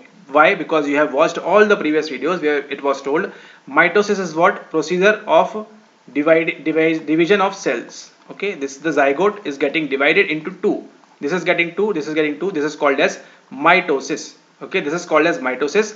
This is not meiosis, and this is not a gene expression. So correct answer over here is your linkage. We do not have to study that much of biology. These types of question comes once in a blue moon, so no need to worry about. Okay, and meiosis You do not need to study about this thing particular, because no question is coming from this topic. So the correct answer over here is linkage. So what is linkage? Just note this down. What is linkage? Linkage is the tendency of traits that are encoded on the same chromosome to be inherited together. So chromosomes, how many? 23 from your mother, 23 from your father, combines becomes how many? 46 chromosomes. And tendency of traits that are encoded on the same chromosome to be inherited together is called as linkage. That's it, nothing more than that. This is important, and that's why I told you in the previous video. So now you are able to get that this option is never going to be the correct answer over here. Moving forward, confrontation in Gestalt therapy involves, it involves your what and how questions. No what and why, no why, no why, no why. Okay, so confrontation is a process. I hope you know the meaning of confrontation. What is a confrontation in Gestalt therapy? Gestalt therapy by whom? I just told you previously. Laura, both husband and wife, and Fritz Perls. Fritz Perls is the first name and this is the second name. Fritz Perls proposed Gestalt therapy. This is important. This is very, very important. Fritz and Laura Perls told us about Gestalt therapy, not Gestalt psychology. Be alert. Not Gestalt psychology. Gestalt therapies were proposed by that Fritz Perls and Laura Perls. Okay. And what is confrontation? Confrontation in Gestalt therapy involves what and how questions. So this was the time in 2019, 6 years back, when they used to ask questions like this. And you will find in every therapy there is some sort of confrontation and whatever is happening, and there are some, in some you will find what and how, some you will find this, some you will find this, and some you will find this. So you need not to study all this much. It's just a once in a blue moon question, so don't worry about this thing in particular. And if you find this question coming up next, then it has no use because it never showed up. So if this question same gets, so if this question is going to repeat it, they will repeat similar question. Okay, like how, what English I am saying, what and how questions are used in Gestalt therapy, which is said as confrontation. They will give you empty chair and all of those things. Okay, an empty chair also is a technique in Gestalt therapy. You need to remember all this thing. And now moving forward, okay, Descartes argued the body and mind interact according to him, which is the site for this interaction. Okay, this was the last time Descartes came up in paper, or maybe 1-2 times you will find more, and after that it came in 2024.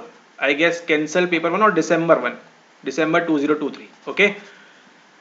So as of now, no need to worry. Descartes we will deal with, and he argued that body and mind interact. So now you know Rene Descartes, French philosopher Rene Descartes, if you want to say Descartes, you want to say, he told that body and mind are interacting according to him, which is the site for interaction. We don't know anything, but the correct answer over here is your pineal gland.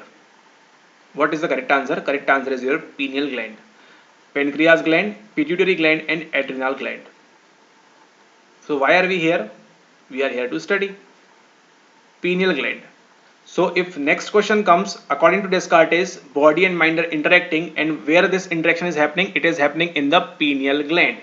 And now I would like to show you something, which is pineal gland secretes what? Now you need to note down this, whatever I am going to write on the screen. Melatonin.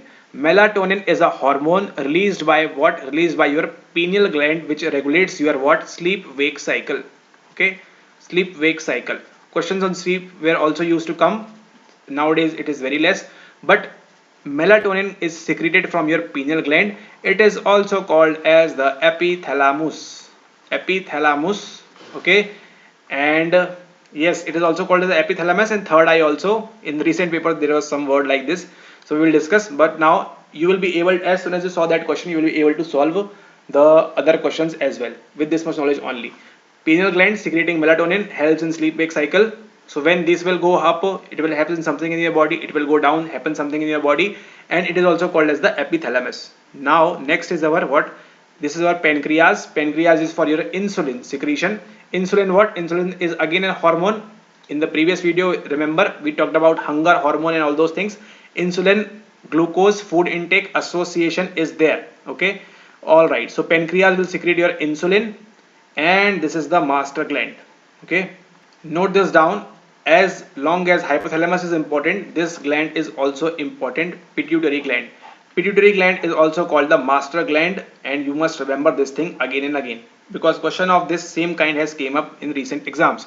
And adrenal gland is for your that it has, see, adrenal gland has two layers. First is medulla and one is cortex. Medulla is in between Let's suppose this is the cortex and this is the between, this is medulla part and this is cortex part, and whatever is happening in your stress signal and all those things, the signal will be told to this, and from here you will release the cortisol. Okay, cortisol, you will also find the relevance of cortisol in upcoming papers as well. Don't worry, I am saying it will come, it will definitely come in upcoming papers. Okay, and cortisol, okay, that is enough for now. How many questions are left? 80. And okay, see this question, who will not solve this? Which part of neuron is covered by myelin sheath? Last video I told you about neuron. Neuron, this is axon. Action potential generated from axon hillock. This is your myelin sheath. Myelin sheath, did I draw myelin sheath here? Did I draw here? No. So correct answer will be your whole of axon, whole of dendrite, parts of dendrite, or parts of axon. So it's pretty obvious, parts of axon. Why? Because axon is starting from here. Is complete axon. But where is myelin sheath? Myelin sheath is like this. Some minute gaps. So is it covering like this? No, it's not covering like this. Why? Because the message has to be passed from this axon hillock, jump, jump, jump, jump, jump, jump, jump, and like this. Okay. So these gaps are little tiny gaps are called as nodes of Ranvier or node of Ranvier. Okay, node of Ranvier. You will find relevance in NCERT and standard books as well. And this is your nucleus. This is called as soma body, and this is your, from where the AP will generate is called as axon hillock. I have already told all this in previous videos. Make sure that you watch all those videos. Very, very, very important. So which part of neuron is covered by myelin sheath? Parts of axon. Myelin sheath are formed in two places, CNS and PNS. In CNS, who will form oligodendrocytes, and PNS, who will form Schwann cells. Already discussed in previous videos. That's why each and every video is very, very important. Value of behavior to the organism, its evolutionary history and its correlation. This happening in. Not going to repeat this same question. Correct answer over here is option number 4, ethology. Okay, what is happening in ethology? These all happens in ethology. Just remember this thing. Psychoanalysis, pretty obvious. Dream analysis and all those things. Evolutionary psychology also not, and this is also not the incorrect answer. Correct answer is ethology. Now let's understand what is happening in ethology. Value of behavior to the organism, its evolutionary history and its causation in terms of stimulus, hormonal and neurological events, and all this is the area of study in ethology. Just remember one name, Konrad Lorenz. I don't know why I am telling you this, but just remember this name, and I will tell you in upcoming videos why I am writing this Konrad Lorenz over here. Okay, Konrad Lorenz, just remember the name Konrad Lorenz, and it will come up in recent exams. Don't worry, and it recently came also in one of the papers. So I guess, see, 23 minutes we took and we just done the 10 questions. Why we are able to do this? Because we have already studied this in previous videos. We have taken our time over there, and now we are able to solve CCCC. I told you na, beta endorphin. Okay, we discuss in next video. Okay, see, okay. In the next video, we'll start from this part 4, 81 question, and move to 90.